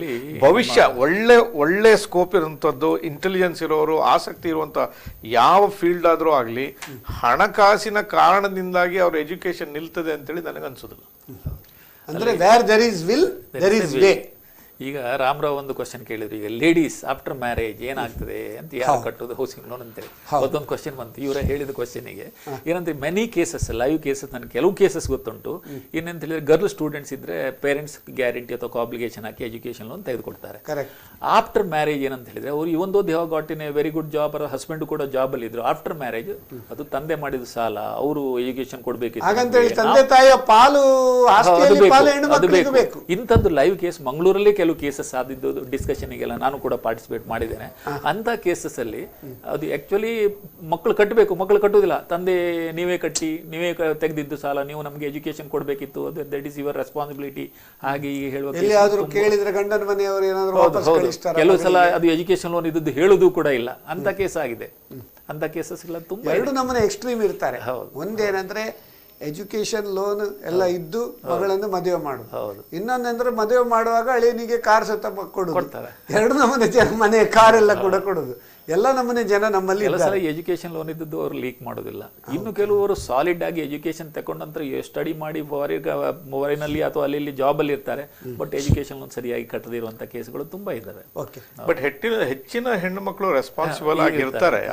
ಅದೇ ತಂದೆ ತಾಯಿಗಳ ಮೇಲೆ ಹೊಂದಿಕೊಂಡು, ಕೆಲವರು ಏನಂದ್ರೆ ಮಕ್ಕಳು ತಂದೆ ತಾಯಿಗಳ ಮನೆಯೆಲ್ಲ ಮಾರ್ಗೇಜ್ ಮಾಡಿಕೊಂಡು ಅಲ್ಲಿ MBA ಮಾಡುದಂತೇಳಿ, ಯಾವ MBA ಅಂತ ಡೊನೇಷನ್ ಸೀಟಿನಾಗಿ ಇರ್ತದೆ, ಅಲ್ಲಿ ಲಕ್ಷಗಟ್ಲೆ ಕೋಟಿಗಟ್ಲೆ ಎಲ್ಲ ಖರ್ಚು ಮಾಡಿ ಮತ್ತೆ ಏನು ಮಾಡ್ತಾರೆ, ಎಂತ ಮಾಡ್ತಾರೆ, ಬಹಳ ಒಂದು ಕೆಲವು ಸಲ ನಮ್ಮಲ್ಲಿ ನೆಟ್ವರ್ಕ್ ಸರ್ಟಿಫಿಕೇಶನ್ ಬರ್ತಾರೆ ವೀಸಾ ಪರ್ಪಸ್, ಬಹಳ ಬೇಸರ ಆಗ್ತದೆ. ಈಗ ಅತ್ಯುನ್ನತ ಒಳ್ಳೆಯ ವ್ಯಾಸಂಗ, ಒಳ್ಳೆಯ ಒಂದು ಟ್ಯಾಲೆಂಟ್ ಇರುವಂತದ್ದು ಒಂದು ಯೂನಿವರ್ಸಿಟಿಯಲ್ಲಿ ಸೀಟ್ ಸಿಕ್ಕಿ ಗ್ಯಾರಂಟಿಡ್ ಜಾಬ್ ಆದ್ರೆ ತಂದೆ ತಾಯಿಗಳು ಮನೆ ಮೇಲೆ ಸಾಲ ಮಾಡಿದ್ರೆ ಆಗ್ತದೆ. ಆವಾಗ ಕೆಲವು ಸಾರಿ ಒಂದು ಕಾಲ ಅಂಡರ್ ಗ್ರಾಜುಯೇಟ್ ಮಾಡ್ಲಿಕ್ಕೆ, ಮತ್ತೆ ನೀವು ಗ್ರಾಜುಯೇಷನ್ ಮತ್ತೆ ಪೋಸ್ಟ್ ಗ್ರಾಜುಯೇಷನ್ ಆರ್ಡಿನರಿ ಮಾಡ್ಲಿಕ್ಕೆ ಇಂಗ್ಲೆಂಡ್ ಅಲ್ಲಿ ಕಲ್ತಿದ್ದೇನೆ, ಅಲ್ಲಿ ಕಲ್ತಿದ್ದೇನೆ, ಅಮೆರಿಕದಲ್ಲಿ ಕಲ್ತಿದ್ದೇನೆ ಅಂತೇಳಿ ಲಕ್ಷಗಟ್ಲೆ ಕೋಟಿಗಟ್ಲೆ ತಂದೆ ತಾಯಿಗಳ ಹಣ ವ್ಯಯ ಮಾಡಿ ಕೂಡ ಮಾಡುವವರು ಇದ್ದಾರೆ. ಬಹಳ ಎಷ್ಟೋ ಜನ ಅವರು ಮನೆಯನ್ನ ಮಾರ್ಗೇಜ್ ಮಾಡಿ ಮಕ್ಕಳನ್ನು ಫಾರಿನ್ ಎಜುಕೇಶನ್ ಕಳಿಸ್ತಾರೆ. ಇಲ್ಲದಿದ್ರಲ್ಲಿ ಏನಂತ ಹೇಳಿದ್ರೆ, ಸೆಕ್ಯೂರಿಟಿ ಇಲ್ಲದೆ ಎಬವ್ 7.5 lakhs ಬ್ಯಾಂಕ್ ಅಲ್ಲಿ ಸಾಲ ಕೊಡೋದಿಲ್ಲ. ಸೆಕ್ಯೂರಿಟಿ ಬೇಕೇ ಬೇಕು. ಮತ್ತೆ ನೀವು ಹೇಳಿದಾಗೆ ಕೆಲವು ಫಾರಿನ್ ಯೂನಿವರ್ಸಿಟಿಯವರು ಸ್ಪಾನ್ಸರ್ ಸಾಲ್ವೆನ್ಸಿ ಅಂತ ಕೇಳ್ತಾರೆ, ಕ್ಯಾಪಬಿಲಿಟಿ ಕೇಳ್ತಾರೆ. ಅದಕ್ಕೆಲ್ಲ CA ಅವರದ್ದು ಸರ್ಟಿಫಿಕೇಶನ್ ಅಥವಾ ಬ್ಯಾಂಕ್ ಅಲ್ಲಿ ಡೆಪಾಸಿಟ್ ಇಟ್ಟು ಒಂದು 30 ಲಕ್ಷ ಸಾಲ್ವೆನ್ಸಿ ಬೇಕಾದ್ರೆ 30 ಲಕ್ಷ ಬುದ್ಧಿ ಹೇಳುವಾಗ ಮತ್ತೆ ನಮ್ಮ CAನೇ ಚೇಂಜ್ ಮಾಡ್ತಾರೆ. ನಮ್ಮ ಮಕ್ಕಳು ಅವರಿಗೆ ಹೇಳಿದಷ್ಟು ಮಾಡೋದಿಲ್ಲ, ಇದೆಲ್ಲ ಬುದ್ಧಿ ಹೇಳ್ತಾರಲ್ಲ. ಈಗ ಚಂದ್ರಕಾಂತ್ ಭಟ್ರೆ ನಾನ್ ರೆಸಿಡೆಂಟ್ ಇಂಡಿಯನ್ಸ್ NRI ಅವರು, ಈಗ ಅವರ ಮಕ್ಕಳಿಗೆ ನೀವು ಏನಾದರೂ ಒಂದು ಮುಂದಿನ ಒಂದು ಎಜುಕೇಷನ್ಗೆ ಪ್ಲ್ಯಾನ್ ಮಾಡೋದಾದರೆ ಯಾವುದು ರೀತಿಯಲ್ಲಿ ನಿಮ್ಮದೊಂದು ಸಜೆಷನ್ಸ್? ನಾನ್ ರೆಸಿಡೆಂಟ್ ಇಂಡಿಯನ್, ಈಗ NRIಗಳಿಗಾಗಿನೇ ನಾವು ಪ್ಲಾನಿಂಗ್ ಮಾಡ್ಬೇಕಾದ್ರೆ ಫಸ್ಟ್ ಅವ್ರ ಮನಸ್ಸಿನಲ್ಲಿ ಇಟ್ಕೊಳ್ಬೇಕಾಗಿರೋದು, ನನ್ನ ಮಕ್ಕಳನ್ನ ನಾನು ಎಜುಕೇಶನ್ಗೆ ಎಲ್ಲಿ ಕಳಿಸ್ತೇನೆ, ನಾನು ಇಂಡಿಯಾಕ್ಕೆ ಕಳಿಸ್ತೇನೆ. ಅವ್ರು ಇಂಡಿಯಾಕ್ಕೆ ಬರುವುದೇ ಇಲ್ಲ. ಇಲ್ಲ, ಹಾಗೇನಿಲ್ಲ. ಬೇಕಾದಷ್ಟು NRI ಮಕ್ಕಳು ಇಂಡಿಯಾಕ್ಕೆ ಬರ್ತಾರೆ. ಇಂಡಿಯಾದಲ್ಲಿ ಒಳ್ಳೊಳ್ಳೆ ಅದು ಎಲ್ಲಿವರೆಗೆ PUC ವರೆಗೆ ಅಲ್ಲಿ ಒಳ್ಳೇದಿಲ್ಲ ಅಂತ ಇಲ್ಲಿ ಕಳಿಸ್ತಾರೆ. ಹೈಯರ್ ಎಜುಕೇಶನ್ ಬರುವಾಗ ಅವರಿಗೆ ಇಂಗ್ಲೆಂಡ್, ಅಮೆರಿಕ, ಇಂಡಿಯಾಕ್ಕೆ ಬರುವಂತ ಬೇಕಾದಷ್ಟು ಮಕ್ಕಳಿದ್ದಾರೆ. ಪ್ರಿಫರೆನ್ಸ್ ಇಲ್ಲದೆ ಇದ್ದಿರ್ಬೋದು, ಬರುವಂತ ಬೇಕಾದಷ್ಟು ಮಕ್ಕಳಿದ್ದಾರೆ. ನೀವು ಎಜುಕೇಶನ್ ಎಲ್ಲಿ ಮಾಡ್ತೀರಿ ಅಂತ ಹೇಳಿ. ಈಗ ನೀವು ಹೆಚ್ಚಿನವರು ನಾವು ಇಂಡಿಯಾದಿಂದ ಹೊರಗಡೆನೆ ಎಜುಕೇಶನ್ ಮಾಡಿಸ್ತೇವೆ. ನೀವು ಫೀಸನ್ನು ಎಲ್ಲಿ ಕಟ್ಟಬೇಕು, ರೂಪಾಯಲ್ಲಿ ಕಟ್ಟಲಿಕ್ಕೆ ಆಗುದಿಲ್ಲ. ನಿಮ್ಗೆ ಅವಾಗ ಕಟ್ಟಲಿಕ್ಕೆ ಇಂಡಿಯಾದಲ್ಲಿ ಕೂಡ ಹಾಗೆ ಕೆಲವು ಸೀಟಲ್ಲಿ NRI ಕೋಟಾ ಅಂತ ಉಂಟು, ಒಳ್ಳೆ ಫೀಸ್ ವಸೂಲಿ ಮಾಡ್ಲಿಕ್ಕೆ NRI ಕೋಟಾ ಅಂತ ಹೇಳಿ ಅವರು ಡಾಲರ್ನಲ್ಲಿ ಪೇಮೆಂಟ್ ಮಾಡಬೇಕು ಅಂತ ಹೇಳ್ತಾರೆ ಅವರು. ಸೊ ಇವರಿಗೆ ಬೇಕಾಗಿರುವಂತದ್ದು ಪೇಮೆಂಟ್ಸ್ ಇನ್ ಡಾಲರ್ಸ್. ಸೊ ಇವ್ರು ಪ್ಲಾನಿಂಗ್ ಮಾಡ್ಬೇಕಾದ್ರೆ ಫಸ್ಟ್ ಥಿಂಗ್ ಅವರು ಫಿಕ್ಸೆಡ್ ಡೆಪಾಸಿಟ್ ಇಲ್ಲಿ ಇಂಡಿಯಾದಲ್ಲಿ ಇಡುದಾದ್ರೆ FCNR ಅಲ್ಲಿ ಇಟ್ಟರೆ ಒಳ್ಳೆದು. FCNR ನಲ್ಲಿ ಅವ್ರಿಗೆ ಯಾವ ಕರೆನ್ಸಿಯಲ್ಲಿ ಮಕ್ಕಳಿಗೆ ಎಜುಕೇಶನ್ ಮಾಡಬೇಕು ಆ ಕರೆನ್ಸಿಯಲ್ಲಿ ನೀವು ಪ್ಲಾನಿಂಗ್ ಮಾಡೋದು ಬೆಟರ್. ಯಾಕಂತ ಹೇಳಿದ್ರೆ ಮಕ್ಕಳು ನಾಳೆ ಕಾಲೇಜ್ ಹೋಗುವಂತ ಟೈಮ್ನಲ್ಲಿ ಇಲ್ಲಿ ಯಾವುದೋ ಒಂದು ಎಕನಾಮಿಕ್ ಟರ್ಮಾಯಿಲ್ ಆಯ್ತು, ಸಡನ್ಲಿ ರುಪಿ ಡಿಪ್ರಿಸಿಯೇಷನ್ ಆಯ್ತು, ಎಲ್ಲ ಪ್ಲಾನ್ ಮಾಡಿರ್ತೀರಿ, ಲಾಸ್ಟ್ ಅಲ್ಲಿ ಇದು ಒಂದು ಪರ್ಟಿಕ್ಯುಲರ್ ಪ್ರಾಬ್ಲಮ್ ಇಂದ ಬೇಕಾದಷ್ಟು ರೂಪಾಯಿ ಜೋಡಣೆ ಆಗ್ತದೆ. ಅದರಿಂದ ನಿಮ್ಗೆ ಬೇಕಾಗಿರೋ ಯೂರೋನೋ ಡಾಲರ್ಸ್ ಸಿಂಗಾಪುರ್ ಡಾಲರ್ಸ್ ನಮ್ದು ಖರ್ಚಿಗೆ ಜಾಸ್ತಿ ಆಗ್ತದೆ. ಈ ಫಾರಿನ್ ಎಜುಕೇಶನ್ ಮೇನ್ ಪ್ರಾಬ್ಲಮ್ ಅದೇ, ರೂಪಿ ಡಿಪ್ರಿಸಿಯೇಟ್ ಆದ್ರೆ ಪ್ರಾಜೆಕ್ಟ್ ಕಾಸ್ಟ್ ಜಾಸ್ತಿ ಆಗ್ತದೆ. So that is the first thing people have to keep in mind. In which currency you plan, that is the first thing. ಎರಡನೇದು, ಫಂಡಿಂಗ್ ಮಾಡಬೇಕಾದ್ರೆ ಅಥವಾ ನಾವು planning ಮಾಡಬೇಕಾದ್ರೆ ಯಾವುದೇ ಸ್ಕೀಮ್ಗಳಿಗೆ ಲಾಂಗ್ ಟರ್ಮ್ ಸ್ಕೀಮ್ಗಳಿಗೆ ಸೇರಬಾರ್ದು. ಇವತ್ತಿನ ದಿವಸ ಗಲ್ಫಲ್ಲಿ ಇರ್ತಾರೆ, ಜಾಬ್ ಇದೆ ಅಂತ ಏನು ಗ್ಯಾರಂಟಿ? ಅಲ್ಲಿ ಪೊಲಿಟಿಕಲ್ ಟರ್ಮಾಯಿಲ್ ಆಗ್ಬೋದು, ಎಕನಾಮಿಕ್ ಅಪ್ಹೀವಿಲ್ ಆಗ್ಬೋದು, ಇಂಥ ಪ್ಯಾಂಡಮಿಕ್ ಆಗ್ಬೋದು, ಲೇ ಆಫ್ಸ್ ಆಗ್ಬೋದು. ನೀವೊಂದು 15 ವರ್ಷ ನಾನು ಕಟ್ತೀನಿ ಅಂತ ಯಾವುದೋ ಒಂದು 5-6-7 ವರ್ಷದೊಳಗೆ ಮುಗಿಸಬೇಕು. ಕರೆಕ್ಟ್. ಅದರ ಇಫೆಕ್ಟ್, ಅದರ ಬೆನಿಫಿಟ್ ನೀವು ಅದು ಎಷ್ಟೇ ಅಮೌಂಟ್ ಕಡಿಮೆ ಆದರೂ ತೊಂದರೆ ಇಲ್ಲ. ಒಂದು 5 ವರ್ಷ ಮ್ಯಾಕ್ಸಿಮಮ್ ಒಂದು 7 years ತನಕ ಮಾತ್ರ ಕಮಿಟ್ಮೆಂಟ್ ಇರುವಂತ ಸ್ಕೀಮ್ಗಳಲ್ಲಿ, ಸೇವಿಂಗ್ ಸ್ಕೀಮು ಯಾವುದೇ ಇದಿರ್ಬೋದು, ಅದಕ್ಕಿಂತ ಜಾಸ್ತಿ ಕಮಿಟ್ಮೆಂಟ್ ತಗೊಳ್ಬಾರ್ದು. ಈಗ ಮುಂದುವರಿಸುವುದನ್ನು ಇನ್ನೊಂದು ವೀಕ್ಷಕರ ಕರೆ ಉಂಟು. ಹಲೋ ಸರ್, ನಮಸ್ಕಾರ. ನಮಸ್ಕಾರ, ಯಾರು ಮಾತಾಡೋದು? ಸರ್, ನಾನು KJPI ಬೆಂಗಳೂರಿಂದ. KJPI ಬ್ಯಾಂಗ್ಳೂರ್, ನಮ್ಮ ಫೈನಾನ್ಷಿಯಲ್ ಕನ್ಸಲ್ಟೆಂಟ್. ಹೌದೌದು, ಥ್ಯಾಂಕ್ ಯು. KJPI ಅವರಿಗೆ ನಮ್ಮ ಎಜುಕೇಶನ್ ಲೋನ್ ಕೆಲವು ಬಾರಿ ನಾವು ನೋಡಿದ ಹಾಗೆ 40 lakhs 50 lakhs ಲೋನ್ ತಗೊಂಡು ಹೋಗ್ತಾರೆ. ಕಡೆಗೆ ತಂದೆ ಪ್ರಾಪರ್ಟಿ ಎಲ್ಲ ಕೊಟ್ಟು ಏನೋ ಒಂದು ಮಾಡಿ ಹೋಗ್ತಾರೆ. ಬಟ್ ಸಮ್ ಟೈಮ್ಸ್ ಟರ್ಬ್ಯುಲೆನ್ಸ್ ಇಂದಾಗಿ ಜಾಬ್ ಸಿಗದೆ ಎಲ್ಲ ಪ್ರಾಬ್ಲಮ್ ಆಗ್ತದೆ. ಹೌದು. ಫೈನಲಿ ತಂದೆದು not only he will not get income from children, but he might lose the property also. Correct. ಈ ತರ ಇರುವಾಗ ಹೇಗೆ ಮತ್ತೆ ಬೇರೆ ಯಾವ್ದಾದ್ರು ಸ್ವಲ್ಪ ಏನೋ ಕಾಸ್ಟ್ ಆಫ್ ಎಜುಕೇಶನ್ ಕಮ್ಮಿ ಇರುವಂತದ್ದು, at the same time bright future ಇರುವಂತದ್ದು ಯಾವ್ದಾದ್ರು ಐಡಿಯಾ ಇದೆಯಾ ಸರ್? ಚಂದ್ರಕಾಂತ್ ಭಟ್ ಅವರೇ, ಬೆಲೆ ಕಮ್ಮಿ ಅವಡು, ಕುಂಟು ಎಡ್ಡೆ ಅವಡು, ಮೊಳ 15 ಅವಡು, ಅದೊಂದು ಸ್ಕೀಮ್ ಹೇಳಿ ಅಲ್ಲ. ಖರ್ಚು ಕಮ್ಮಿ ಆಗಬೇಕು, ಉತ್ಕೃಷ್ಟವಾದ ಕೋರ್ಸಿಗೆ ಜಾಯ್ನ್ ಆಗಬೇಕು, ಮತ್ತೆ ಆದಷ್ಟು ಒಳ್ಳೆ ರೀತಿಯಲ್ಲಿ ಇದು ಮಾಡಬೇಕು. ಈ ತಂದೆ ತಾಯಿಗಳಿಗೆ ಬರ್ಡನ್ ಇಲ್ಲದೆ ಮಾಡಬೇಕು. ಯಾವ ರೀತಿಯಲ್ಲಿ ಮಾಡಬಹುದು? ಬೆಸ್ಟ್, ನೀವು PUC ಆದ್ಮೇಲೆ ಎಲ್ಲಾದ್ರೂ ಕೆಲಸಕ್ಕೆ ಕಲಿಸಿ ಮಕ್ಕಳನ್ನ, ಸಂಪಾದನೆ ಮಾಡ್ಲಿ, ಹಣ ಜೋಡಿಸ್ಕೊಳ್ಳಿ. ಈ ಎಜುಕೇಶನ್ ಡಿಗ್ರಿ ಕೆಲವರು ಸಂಪಾದನೆ ರುಚಿ ಸಿಕ್ಕಿದ್ರೆ ಓದುದ್ರಲ್ಲಿ ಹಾಗೇನಿಲ್ಲ, ಅವರಿಗೆ ತುಡಿತಾ ಇದ್ರೆ ಲೈಫಲ್ಲಿ ಮೇಲೆ ಬರ್ಬೇಕಂತ ಮೆರಿಟೋರಿಯಸ್ ಆದ್ರೆ ಇವನ್ ಫಾರಿನ್ ಯೂನಿವರ್ಸಿಟಿಯಲ್ಲಿ ಕೂಡ ಸ್ಕಾಲರ್ಶಿಪ್ ಅಲ್ಲಿ ಕಲೀಲಿಕ್ಕೆ ಆಗ್ತಲ್ಲ. ಖಂಡಿತ ಆಗ್ತದೆ. ಫಾರಿನ್ KJPI ಅವರೇ, ಈಗ ಇದಕ್ಕೆ ಇನ್ನೊಂದು KJPI ಅವರೇ, ಎಷ್ಟು ಮಕ್ಕಳು ನಿಮ್ಗೆ? ನನ್ನ ಮಕ್ಕಳದೆಲ್ಲ ತೊಂದರೆ ಇಲ್ಲ, ನಡೀತಾ ಇದೆ. ಏನ್ ಮಾಡ್ತಾರೆ ಎಲ್ಲ ನಿಮ್ಮ ಮಕ್ಕಳು? ಒಬ್ಬ ಒಂದು ಕಂಪನಿಯಲ್ಲಿ, ವೀಸಾ ಅಂತ ಒಂದು ಕಂಪನಿಯಲ್ಲಿ ಜಾಯ್ನ್ ಆಗಿದ್ದಾನೆ. ಏನ್ ಕಲ್ತಿದ್ದಾರೆ ಅವರು? ಅವನು ಸುರತ್ಕಲ್ ಅಲ್ಲಿ ಇಂಜಿನಿಯರ್ ಮಾಡಿದ್ದಾನೆ, NIT. ಮತ್ತೆ ಮತ್ತೊಬ್ಬ CA ಮಾಡ್ತಾ ಇದ್ದಾನೆ. ಬಿಕಾಮ್ ಆಗಿದೆ. ನೀವು LKG ಗಿಂತ ಕಮ್ಮಿ ಖರ್ಚಲ್ಲಿ ಕಲ್ಸಿದೀರಾ ಅಂತ ಅವನಿಗೆ NIT ಅಲ್ಲಿ? ಏನಿಲ್ಲ ಭಾರಿ ಕಮ್ಮಿ ಅಲ್ಲ ಫೀಸ್? ಮೆರಿಟ್ ಅಲ್ಲಿ ಸಿಕ್ಕಿದಲ್ವಾ? ಮೆರಿಟ್ ಸರ್, ಅದು ಅಲ್ಲಿ ಓನ್ಲಿ ಮೆರಿಟ್ ಅಲ್ಲಿ, ಬೇರೆ ಏನೂ ಇಲ್ಲ. ಓಕೆ. ಮತ್ತೆ ಈಗ ಇದಕ್ಕೆ ಏನಂತ ಹೇಳಿದ್ರೆ, ಈಗ KJPI ಅವರಿಗೆ ಕರೆಕ್ಟ್ ಆಗಿ ಹೇಳ್ಬೇಕಂದ್ರೆ ಒಂದು ಹೊಸ ಎಜುಕೇಶನ್ ಲೋನ್ ಸ್ಕೀಮ್ ಇದೆ, ವಿದ್ಯಾ ತುರಂತ್ ಅಂತ ಹೇಳಿ ಕೆಲವು ಬ್ಯಾಂಕ್ ಅಲ್ಲಿ ಹೇಳ್ತಾರೆ. ಪ್ರೀಮಿಯರ್ ಇನ್ಸ್ಟಿಟ್ಯೂಟ್ ಅಲ್ಲಿ ಎಜುಕೇಶನ್ ಮಾಡ್ಲಿಕ್ಕೆ, ಅಂದ್ರೆ ಅವರಿಗೆ ನಿಮ್ಮ IIM IITನೋ NITನೋ ಅಥವಾ ISB ಅಂತ ಹೇಳಿದ್ರೆ. ಈಗ ನೋಡಿ ಅವರ ಮಗ, ಹಲೋ ಲೈನ್ ಅಲ್ಲಿ ಇದ್ದೀರಾ ಪೈ ಅವರೇ? ಇನ್ನೊಬ್ಬರ ಅಲ್ಲ, ನೀವು ಪೈಯಲ್ಲಿ ಲೈನಲ್ಲಿ ಇದ್ದೀರಾ? ಹೌದು ಸರ್. ಈಗ ನಿಮ್ಮ ಮಗ ಈಗ NIT KL ಮಾಡಿ ಈಗ ಜಾಬ್ ಅಲ್ಲಿ ಇದ್ದಾರೆ. ಈಗ ಅವರು ಇನ್ನೂ ಒಂದು ಯಾವ್ದಾದೊಂದು ಪ್ರೀಮಿಯಂ ಇನ್ಸ್ಟಿಟ್ಯೂಟ್ ಅಲ್ಲಿ ಕಲೀಲಿಕ್ಕಿದ್ರೆ, ಕೆಲಸ ಬಿಟ್ಟು ಅಥವಾ ಏನಾದಿದ್ರೆ ಅದಕ್ಕೆ ಕೂಡ ಅದಕ್ಕೆ ಸೆಕ್ಯೂರಿಟಿ ಅಗತ್ಯ ಇಲ್ಲ ಅದರಲ್ಲಿ ಅಂತ ಹೇಳಿದ್ರೆ. ನೋಡಿ, ಪ್ರೀಮಿಯರ್ ಇನ್ಸ್ಟಿಟ್ಯೂಟ್ ಅಂತ ಹೇಳಿದ್ರೆ IIMs IIT NIT IISc ಆದ್ರೆ ಅಪ್ ಟು 25 lakhs ವರೆಗೆ no security. Without collateral 25 lakh. In case of ISB, Indian school of business, ಅಲ್ಲಿ ಅದು ಬೇಕು. 40 lakhs ವರೆಗೆ ಗ್ಯಾರಂಟಿ ಬೇಕಾಗುತ್ತೆ. 40 lakhs ವರೆಗೆ ನೋ ಸೆಕ್ಯೂರಿಟಿ. ಇಂಟ್ರೆಸ್ಟ್ ರೇಟ್ ಎಷ್ಟಿದೆ ಅಂತ ಹೇಳಿದ್ರೆ, ನೀವು ಕಾಬ್ಲಿಗೇಷನ್ ಕೊಟ್ರೆ ನಿಮ್ಗೆ ಬರೀ RLLR of the bank. Coobligation without coobligation ಆದ್ರೆ RLLR +0.5 ಅಷ್ಟೇ. ಅಲ್ಲಿ ಅಂತ ಹೇಳಿದ್ರೆ ಲೋನ್ ಅಪ್ ಟು 10 lakhs ಆದರೆ ಅಪ್ ಟು 7.5 lakh ಆದರೆ ನೀವು 10 years ಅಲ್ಲಿ ಕ್ಲಿಯರ್ ಅದು ಮಾಡಿ. ಯಾವುದೆಲ್ಲ ಇನ್ಸ್ಟಿಟ್ಯೂಷನ್ ಜಾಯ್ನ್ ಎಲ್ಲ ಇನ್ಸ್ಟಿಟ್ಯೂಷನ್ ಇದೆ, IIMs ಯಾವುದಾದ್ರೂ ಆಗ್ತದೆ, IITs ಆಗ್ತದೆ, IISc ಮತ್ತೆ ISB ಮತ್ತೆ ಇದೆಲ್ಲ ಸೆಲೆಕ್ಟ್ ಇನ್ಸ್ಟಿಟ್ಯೂಟ್ಸ್. ಈಗ ಸುರತ್ಕಲ್ NITK ಇದೆ, ಅಲ್ಲಿ ಆಗ್ತದೆ. ಆ ಕೋರ್ಸಸ್ಗೆ ಅವ್ರಿಗೆ ಏನು ಮಾರ್ಜಿನ್ ಕೂಡ ಇಲ್ಲ, ನಿಲ್ ಮಾರ್ಜಿನ್. ಈಗ ಅವ್ರೀಗ ಜಾಬ್ ಅಲ್ಲಿ ಇದ್ದದ್ದು ಕೆಲಸ ಬಿಟ್ಟು ಪೋಸ್ಟ್ ಗ್ರಾಜುಯೇಟ್ ಇದರಲ್ಲಿ ಸಿಲೆಕ್ಷನ್ ಆಗಬೇಕು. ಬಟ್ ಈ ಸ್ಕೂಲ್ ಇದರಲ್ಲಿ ಜಾಯ್ನ್ ಆಗ್ಲಿಕ್ಕೆ ಆಗುದಿಲ್ಲ. ಸಿಲೆಕ್ಷನ್ ಆದ್ರೆ ಮಾತ್ರ. ಇದೀಗ ಲೇಟೆಸ್ಟ್ ಸ್ಕೀಮ್ ಬಹಳ ಒಂದು ವಿದ್ಯಾ ತುರಂತ್ ಅಥವಾ ತುರಂತ್ ಆಗಿ ಕೊಡಬೇಕಂತಲ್ಲ. ಎಜುಕೇಶನ್ ಪ್ರೀಮಿಯರ್ ಎಜುಕೇಶನ್ ಇನ್ಸ್ಟಿಟ್ಯೂಷನ್ ಅಲ್ಲಿ ಎಜುಕೇಶನ್ ಮಾಡಬೇಕಾದ್ರೆ okay he should be an Indian national ಅಂತಿದೆ. ಓಕೆ, ಮತ್ತೆ he should have cleared is previous exam.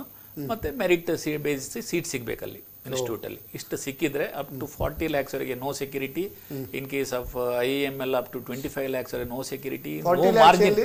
40 lakhs ISB ಅಲ್ಲಿ, ಇಂಡಿಯನ್ ಸ್ಕೂಲ್ ಆಫ್ ಬಿಸಿನೆಸ್, ಅದರಲ್ಲಿ ಆದ್ರೆ 40 lakhs. ಹಲೋ, ಹೇಳಿ ಸರ್. ಸರ್ ಕೇಳಿ. ಈಗ ನೋಡಿ, ಅವ್ರದ್ದು ಈಗ NITK ಇಂಜಿನಿಯರಿಂಗ್ ಆಗಿದೆ, ಈಗ 2 years ಇಂದ ವೀಸಾದಲ್ಲಿ ಇದ್ದಾರೆ. ಓಕೆ, ಒಂದ್ ವೇಳೆ MS ಅಮೆರಿಕದಲ್ಲಿ ಮಾಡೋದ್ರೆ ವಿದೌಟ್ ಕೊಲಾಟರಲ್ ಸೆಕ್ಯೂರಿಟಿ ಏನಾದ್ರು ಸ್ಕೀಮ್ ಉಂಟಾ? ಇಲ್ಲ, ಫಾರಿನ್ ಎಜುಕೇಶನ್ ಇಲ್ಲ. ಅದು 7.5 ಇಲ್ವಾ? ಅದಿದೆ, MS ಮಾಡೋದ್ರೆ ಇದೆ. 7.5 lakhs ಅದು ಸ್ಟಡೀಸ್ ಅಬ್ರಾಡ್ ಅಲ್ಲಿ ಹೌದು. ಅಪ್ ಟು 7.5 lakhs ವರೆಗೆ without security, above 7.5 lakhs with 100% collateral security including margin. Okay, study loan amount ಅಲ್ಲ, ಇನ್ಕ್ಲೂಡಿಂಗ್ ಮಾರ್ಜಿನ್ ಆಡ್ ಮಾಡಿ ನೀವು ಕೊಲಾಟರಲ್ ಸೆಕ್ಯೂರಿಟಿ ಕೊಡ್ಬೇಕು 100%. ಈಗ ಅದಕ್ಕೆ ನಾವು ಪಾಸ್ಪೋರ್ಟ್ ರೆಸ್ಟ್ರಿಕ್ಷನ್ಸ್ ಏನಾರು ಹಾಕಿದಾರ? ಫಾರಿನ್ ಹೋಗೋ ಎಜುಕೇಶನ್ ಸ್ಟೂಡೆಂಟ್ಸ್ ಪಾಸ್ಪೋರ್ಟ್ ಡೀಟೇಲ್ಸ್ ಅನ್ನ ಅದು ಕೊಡ್ಬೇಕು. ಯಾಕಂತ ಹೇಳಿದ್ರೆ ಎಜುಕೇಶನ್ ಇದು ಮಾಡೋ ಪಾಸ್ಪೋರ್ಟ್, ಅದು ಈಗ ಎಜುಕೇಶನ್ ಅಗ್ರಿಮೆಂಟ್ ಅಲ್ಲಿ ನಾವು ನೋಟ್ ಮಾಡುವ ಸಿಸ್ಟಮ್ ಶುರುವಾಗಿದೆ. ಅವ್ರದ್ದು ಏನೋ ಎಜುಕೇಶನ್ ಲೋನ್ ಇದೆ ಅಂತೇಳಿ ನೋಟ್ ಆಗ್ತದೆ, ಇದರಲ್ಲೆಲ್ಲ ನೋಟ್ ಆಗ್ತದೆ ಎಜುಕೇಶನ್ ಲೋನ್ ಅಲ್ಲಿ. ಸೊ ಆದ್ರಿಂದ ಪೈ ಅವರೇ 7.5 ಲಕ್ಷದವರೆಗೆ ಹೌದು, ವಿದೌಟ್ ಕೊಲಾಟ್ರಲ್ ಲೋನ್ ಪ್ರೊವಿಷನ್ ಉಂಟು. ಅಬೌವ್ 7.5 lakhs ಆಗುದಾದ್ರೆ, ಅವರು ಅಬ್ರಾಡ್ ಅಲ್ಲಿ ಕಲಿಯುವುದಾದ್ರೆ ನೀವು 100% ಕೊಲಾಟ್ರಲ್ ಸೆಕ್ಯೂರಿಟಿ ಕೊಟ್ಟರೆ ಮಾತ್ರ ನಿಮಗೆ ಸಾಲ ಸಿಗ್ತದೆ. ಕೊಲಾಟರಲ್ ಸೆಕ್ಯೂರಿಟಿ ಅಂದ್ರೆ ಅಗ್ರಿಕಲ್ಚರ್ ಪ್ರಾಪರ್ಟಿ ಕೂಡ ಆಗ್ತದೆ. ಈಗ ಒಂದು ಬಹಳ ಒಂದು ಉತ್ತಮ ಒಂದು ನಿದರ್ಶನ ನಮ್ಮ ಕರ್ನಾಟಕದಲ್ಲಿ ಏನಂದ್ರೆ MSME ಲೋನಿಗೆ for non agriculture loans, non agricultural loans, agricultural property ಕೊಡ್ಲಿಕ್ಕೆ ಆಗುದಿಲ್ಲ. ಆದ್ರೆ ಎಜುಕೇಶನ್ ಲೋನಿಗೆ ಇಟ್ ಇಸ್ ಅನ್ ಎಕ್ಸೆಪ್ಷನ್.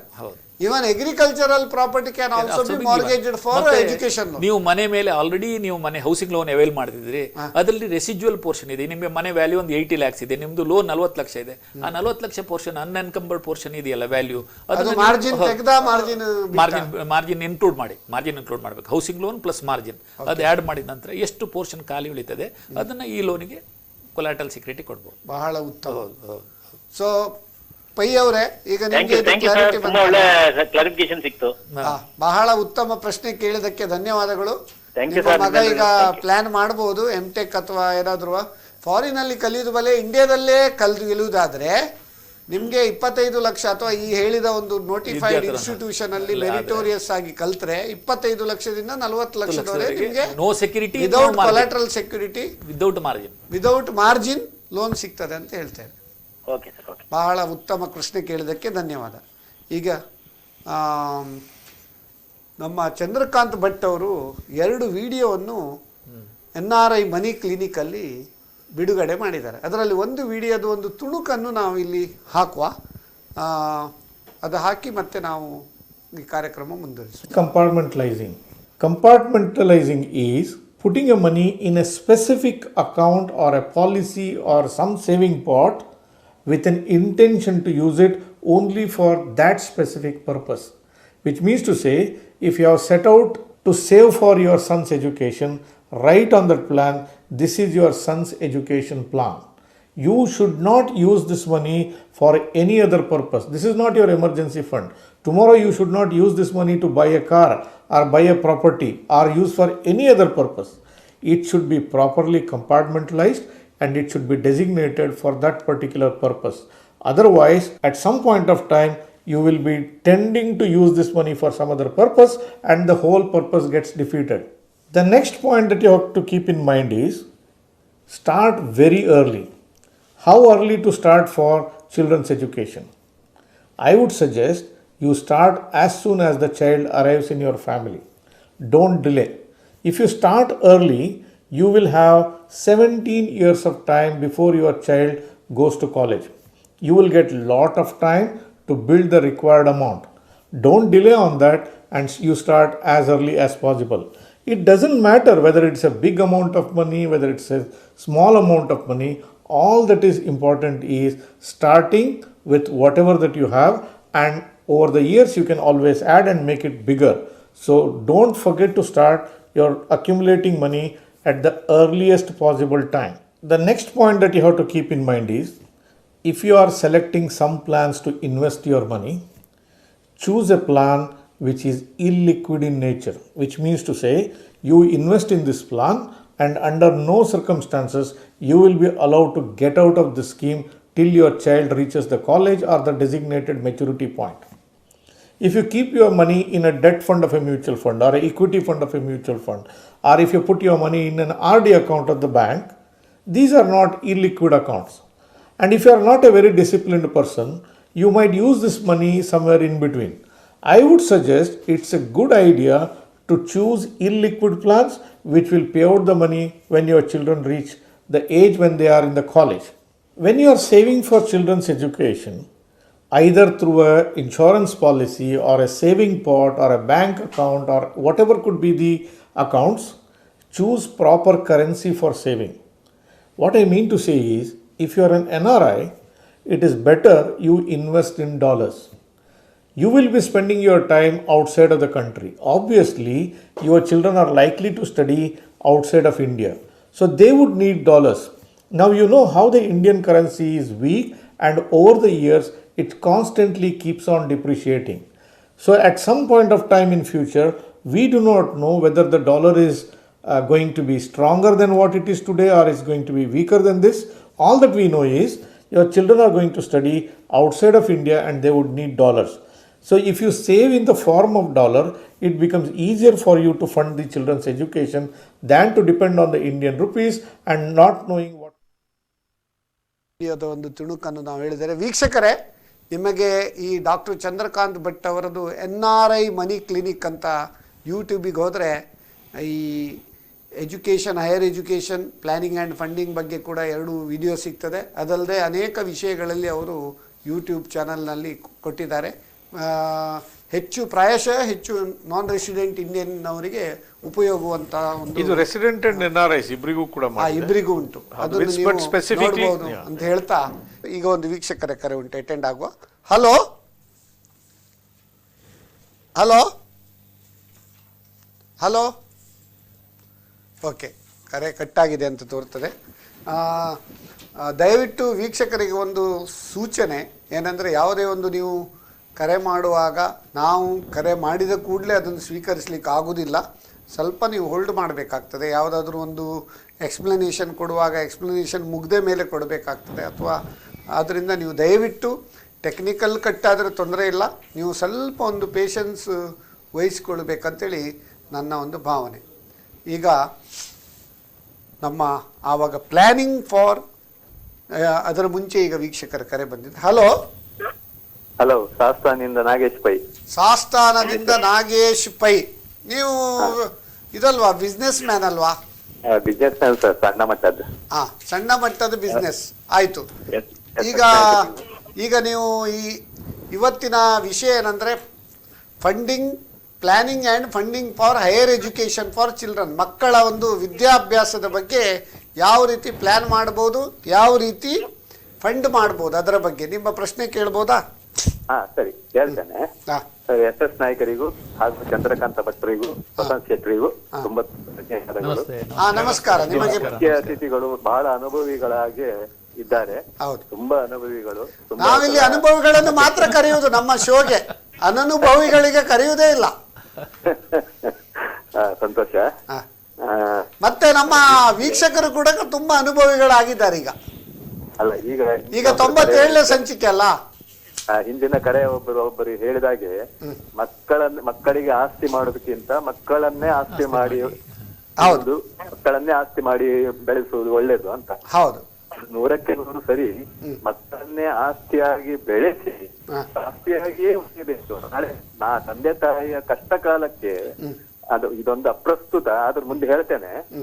ಅಂದ್ರೆ ತಂದೆ ತಾಯಿ ಸಾಲ ಮಾಡಿದಾಗ ಅಥವಾ ತಂದೆ ತಾಯಿ ಆಸ್ತಿ ಮಾಡಿದಾಗ ಜಗಳ ಮಾಡ್ತಾ ಇರವಿನ, ತಂದೆ ತಾಯಿ ಸಾಲ ಮಾಡಿದಾಗ ಈ ಆಸ್ತಿ ಮಾಡಿದ ಮಕ್ಕಳು ಜಗಳ ಆಡಿದ್ದೆ ತಂದೆ ನೋಡ್ಕೊಳ್ಳಿ ಅಂತ.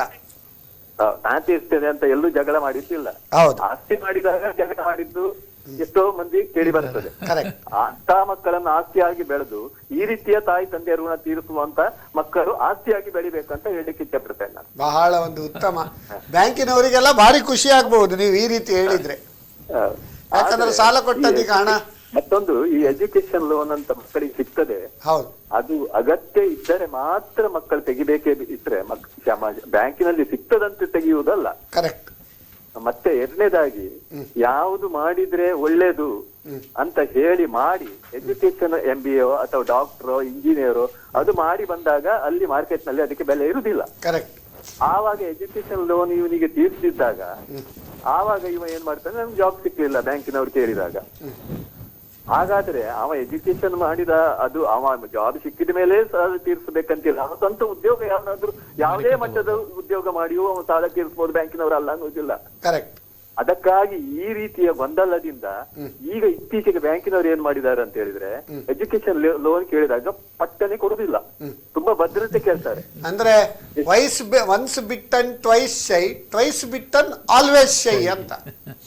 ಒಂದು ಬ್ಯಾಂಕಿನ ಮತ್ತೊಂದು ಬ್ಯಾಂಕಿಗೆ ಹೋಗುವಾಗ ಎಷ್ಟೋ ಜನ ಅವರ ಗುರ್ತದ ಮೇಲೆ ವರ್ಷಗಟ್ಟಲೆ ಸಾಲ ಆಗುತ್ತೆ, ಹಾಗೆ ಸಾಲ ಆಗಿ ಆ ಮಕ್ಕಳು ಉದ್ದಾರ ಆಗಿ ಆ ಬ್ಯಾಂಕಿನಲ್ಲಿ ಸಾಲ ತೀರಿಸಿದ್ದು ಉಂಟು. ಹಾಗಾಗಿ ಇವಾಗ ಎಜುಕೇಶನ್ ಲೋನ್ ಬ್ಯಾಂಕಿನಲ್ಲಿ ತುಂಬಾ ರೀತಿಯ ರಿಕವರ್ಮೆಂಟ್ ಕಡಿಮೆ ಉಂಟು. ಯಾಕಂದ್ರೆ ಈಗ ಉದ್ಯೋಗದ ಕೊರತೆಯಿಂದ. ಆದ್ರಿಂದ ಅವ್ರಿಗೆ ಉದ್ಯೋಗ ಸಿಕ್ಕಲಿಲ್ಲ ಅಂತ ಹೇಳಿ ಬೇರೆ ಉದ್ಯೋಗ ಮಾಡಬಾರದಂತೇನಿಲ್ಲ. ಕರೆಕ್ಟ್. ಯಾವುದೇ ಸ್ವಂತ ಉದ್ಯೋಗ ನೋಡಿ, ಬಿಂದು ಸಾಫ್ಟ್ ಡ್ರಿಂಕ್ಸ್ ನವರು ತುಂಬಾ ಎಜುಕೇಟೆಡ್, ಅವರು ಎಲ್ಲಿ ಹೋದ್ರು ಎಜುಕೇಶನ್ ಸಿಕ್ಕದೆ ಸ್ವಂತ ಉದ್ಯೋಗ ಮಾಡಿ ಇವತ್ತು 2,000 ಜನಕ್ಕೆ ಕೆಲಸ ಕೊಟ್ಟಿದ್ದಾರೆ. Very good. ಅಂತ ಒಂದು ಸ್ವಂತ ಉದ್ಯೋಗದ ಸಣ್ಣ ಒಂದು ಬಿಂದುವಿನಿಂದ ಒಂದು ವಿಶಾಲ ಸಾಗರ ಆಗಿದೆ ಅಂತ ಅಲ್ವಾ? ಹೌದು. ಹಾಗಾಗಿ ಈ ಮಟ್ಟದ್ದು ಬೆಳಿಬೇಕು ಸರಿಯಾಗಿ.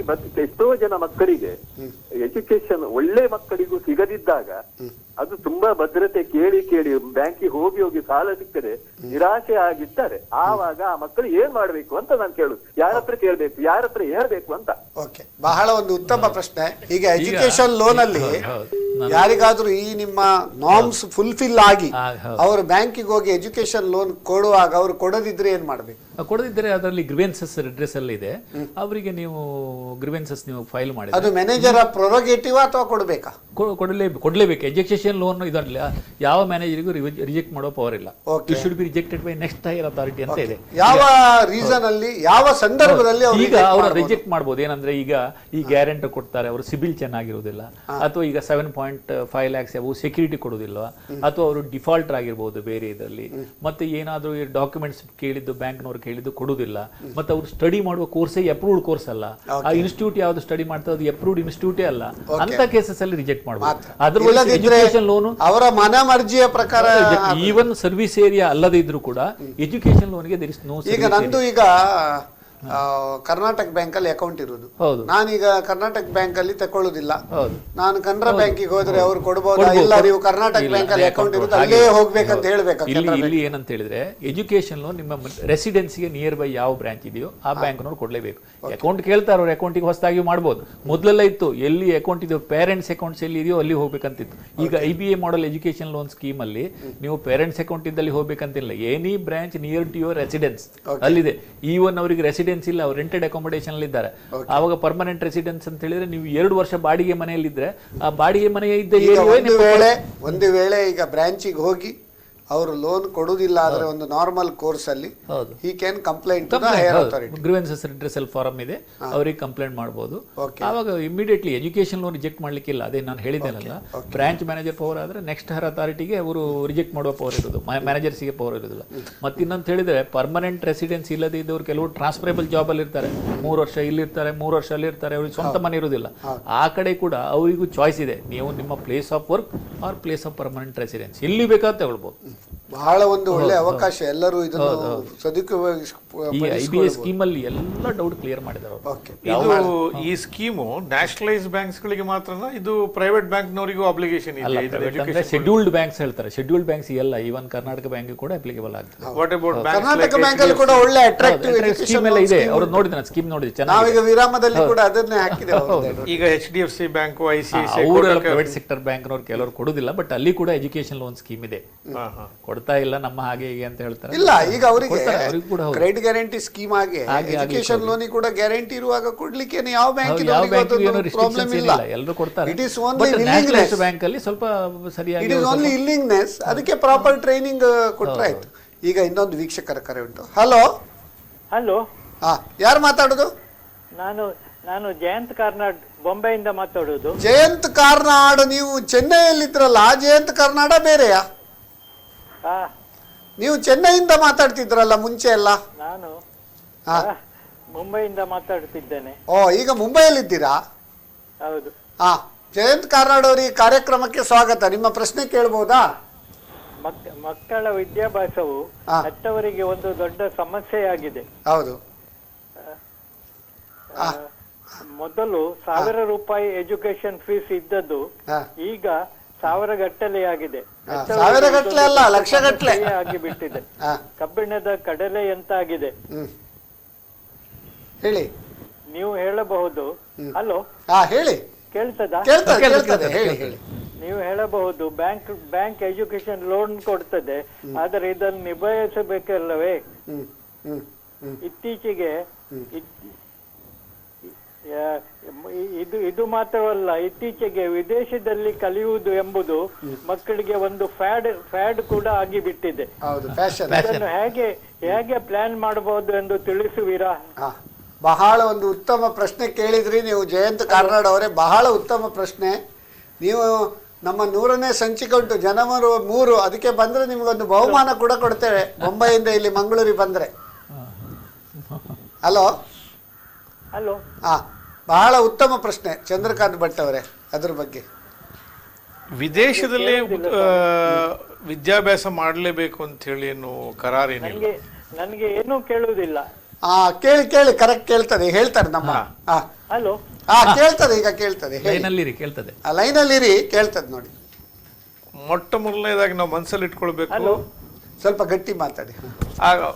ನೋಡಿ, ಮೊಟ್ಟ ಮೊದಲನೇದಾಗಿ ನಾವು ಮನಸ್ಸಲ್ಲಿ ಇಟ್ಕೊಳ್ಬೇಕಾಗಿರೋದು ಏನಂತ ಹೇಳಿದ್ರೆ, ಮಕ್ಕಳು ವಿದ್ಯಾಭ್ಯಾಸವನ್ನು ವಿದೇಶದಲ್ಲೇ ಮಾಡಬೇಕು ಅನ್ನುವಂತ ಯಾವ ಕಾನೂನು ಇಲ್ಲ. ಈಗ ಒಂದು ಫ್ಯಾಷನ್ ಆಗಿದೆ ಅಂತ. ಹೌದು, ಖಂಡಿತವಾಗಿ ಫ್ಯಾಷನ್ ಆಗಿದೆ.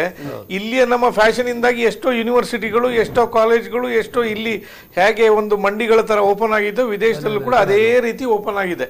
ಇದು ಒಂದು bubble, education has become a bubble. ಇದು ಅಲ್ಲಿ ಅಷ್ಟೊಂದು ಹಣ ಕೊಟ್ಟು ಕಲ್ತು ಆ ಹಣವನ್ನು ರಿಕವರಿ ಮಾಡ್ಲಿಕ್ಕೆ ಇದು ಭಾರಿ ಕಷ್ಟ ಆಗ್ತದೆ. ನಾವೇನು ಹೌಸಿಂಗ್ ಸ್ಕ್ಯಾಮು ಅದು ಇದೆಲ್ಲ ಹೇಳಿದ್ವಿ. ಇವತ್ತಿನ ದಿವಸ education has also become a bubble. One fine day it will also burst, there is no doubt about it. ಮತ್ತೆ ಹಾಗೆ ವಿದೇಶದಲ್ಲಿ ನಾವು ಎಜುಕೇಶನ್ ಮಾಡಿಲ್ಲ ಅಂದ ತಕ್ಷಣ ಎಲ್ಲ ಎಂಡ್ ಆಗ್ತದೆ ಅಥವಾ ಭವಿಷ್ಯವೇ ಇಲ್ಲ ಅಂತ ಯಾವುದನ್ನು ಯಾರು ಕೇರ್ ಮಾಡ್ಬೇಕಂತಾನೆ ಇಲ್ಲ. ಇದರ ಹಿಂದೆ ಒಂದು ದೊಡ್ಡ ಒಂದು ರ್ಯಾಕೆಟ್, ಲಾಬಿ, ಕನ್ಸಲ್ಟೆಂಟ್ಸ್, ಅಲ್ಲಿ ಫಾರಿನ್ ಎಜುಕೇಶನ್ ತುಂಬಾ ಕನ್ಸಲ್ಟೆಂಟ್ಸ್ ಇದ್ದಾರೆ. ಅಲ್ಲಿ ಯೂನಿವರ್ಸಿಟಿನಲ್ಲಿ ಸೀಟ್ ಕೊಟ್ಟ ಕೂಡಲೇ ಇವರಿಗೆ ಕಮಿಷನ್ ಕೂಡ ಸಿಗ್ತದೆ, ಎಲ್ಲ ಕರೆಕ್ಟ್ ಆಗ್ತದೆ. ಈಗ ಯುರೋಪಿಗೆ ಹೋಗ್ತಾರೆ, ಕೆಲವು ಈಸ್ಟ್ ಯುರೋಪಿಯನ್ ಬ್ಲಾಕ್ಗಳಿಗೆ ಹೋಗ್ತಾರೆ. ಅಲ್ಲೆಲ್ಲ ಹೋದ ಕೂಡಲೇ ಕೆಲಸ ಸಿಗುದಿಲ್ಲ. ಯಾಕೆ ಕೆಲಸ ಸಿಗುದಿಲ್ಲ ಅಂದ್ರೆ ಅವರ ಭಾಷೆ ಬೇರೆ, ಆಡು ಭಾಷೆ ಬೇರೆ. ಈಗ ನನ್ನ ಮಗ ಜರ್ಮನಿಯಲ್ಲಿ ಕಲಿತ, ಅದರಲ್ಲಿ ಜರ್ಮನಿಯಲ್ಲಿ ಕೆಲಸ ತಗೊಳ್ಳಿಕ್ಕೆ ಕಷ್ಟ ಆಗ್ತದೆ. ಈಗ ಕೆಲವು ಯಾರೋ ಒಂದು IT ಅವರಿಗೋ ಆ ಕ್ಯಾಲಿಬರ್ನಿದ್ದವರಿಗೆ ಮಾತ್ರ ಆಗ್ತದೆ. ಇಲ್ಲದೆ ಇದ್ರೆ ಅವ್ರದ್ದು ಲೋಕಲ್ ಪ್ರೊಟೆಕ್ಷನ್ ಲಾಸ್ ಇದೆ. ಈಗ ನಾವು ಫಸ್ಟ್ ಪ್ರಿಫರೆನ್ಸ್ ನಾನು ಜರ್ಮನಿಯಲ್ಲಿ ಓದಿದ್ರೆ ಜರ್ಮನ್ಸ್ಗೆ, ಸೆಕೆಂಡ್ ಪ್ರಿಫರೆನ್ಸ್ ಯೂರೋಝೋನ್ನವನಿಗೆ. ಅಲ್ಲಿ ಆ ಟ್ಯಾಲೆಂಟ್ ಇಲ್ಲ ಅಂತ ಹೇಳಿದರೆ ಮಾತ್ರ ನಾವು ಹೊರಗಿರೋವ್ರನ್ನ ಕನ್ಸಿಡರ್ ಮಾಡ್ಬೋದು. ಈ ರೀತಿಯ ಪ್ರೊಟೆಕ್ಷನ್ ಲಾಸ್ ಇದೆ. ಈಗ ನೀವು US ಹೋಗ್ಬಿಟ್ರೆ ನಿಮ್ಗೆ ವೀಸಾ ಕೊಡೋದಿಲ್ಲ. ಈಗ ನಮ್ದು NRI ಮನಿ ಕ್ಲಿನಿಕ್ ಸ್ಟಾರ್ಟ್ ಮಾಡಿದ ಮೇಲೆ ನಮ್ಗೆ ಹೈಯೆಸ್ಟ್ ಎನ್ಕ್ವೈರೀಸ್ ಬರೋದು US ಇಂದ. ಯಾವುದಕ್ಕೆ ಎನ್ಕ್ವೈರಿ ಬರ್ತಾ ಇದೆ? ಎಜುಕೇಷನ್ ಪ್ಲಾನಿಂಗ್ ಮಾಡಿ ಕೊಡು ಅಂತ ಹೇಳೋದಲ್ಲ.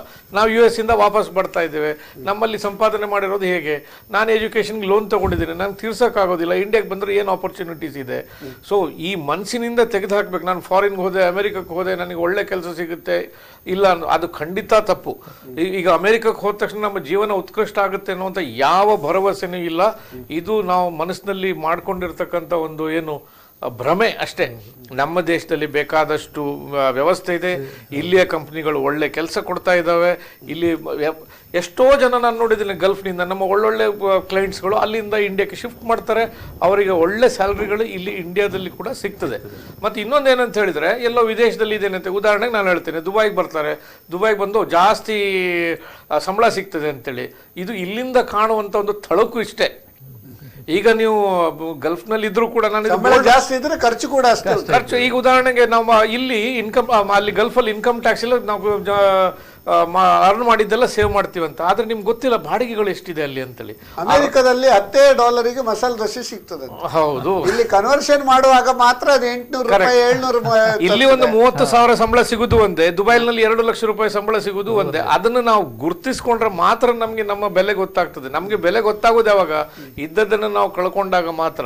ಇಲ್ಲಿದ್ರೆ ಜೀವನ ನಡೆಸ್ಕೊಂಡು ಹೋಗ್ಲಿಕ್ಕೆ ನಮ್ಮ ಪ್ರಧಾನಮಂತ್ರಿಯವರು ಆತ್ಮನಿರ್ಭರ ಭಾರತದ ಖಂಡಿತ ಅದು ಅದ್ಭುತವಾಗಿರ್ತಕ್ಕಂಥ ಕಾರ್ಯಕ್ರಮ. ನಮ್ಮ ಬೆಲೆ ನಮ್ಗೆ ಗೊತ್ತಿರಬೇಕು. ವಿದೇಶಕ್ಕೆ ಹೋದ ಕೂಡಲೇ ನಾವು ಅಂತಲ್ಲ, ನಮ್ಗಂದ್ರೆ 300 ವರ್ಷ ಆಳ್ಸಿದಾರಲ್ಲ ಬ್ರಿಟಿಷರು, ಅದರಿಂದ ನಮ್ಗೆ ಗುಲಾಮಗಿರಿನಲ್ಲಿ ಬೆಳೆದು ಬೆಳೆದು ಬೆಳೆದು ನಮ್ದು ಏನಕ್ಕೆ ಬೆಲೆ ಇಲ್ಲ, ಹೊರಗಡೆ ಇದ್ರೇ ಬೆಲೆ ಅನ್ನುವಂಥ ಭ್ರಮೆ ಬಂದಿದೆ. ಆ ಭ್ರಮೆಯಿಂದ ನಾವು ಖಂಡಿತ ಹೊರಗೆ ಬರ್ಬೇಕು. ನಮ್ಮ ಹತ್ರ ಒಳ್ಳೆ ಎಜುಕೇಷನಲ್ ಇನ್ಸ್ಟಿಟ್ಯೂಷನ್ಸ್ ಇಲ್ವಾ, ನಮ್ಮ IIMಗಳು IITಗಳು, ಈಗ ಮೆಡಿಕಲ್ ಕಾಲೇಜ್ಗಳು ಒಳ್ಳೊಳ್ಳೆ ಖಂಡಿತವಾಗಿ ಇದೆ.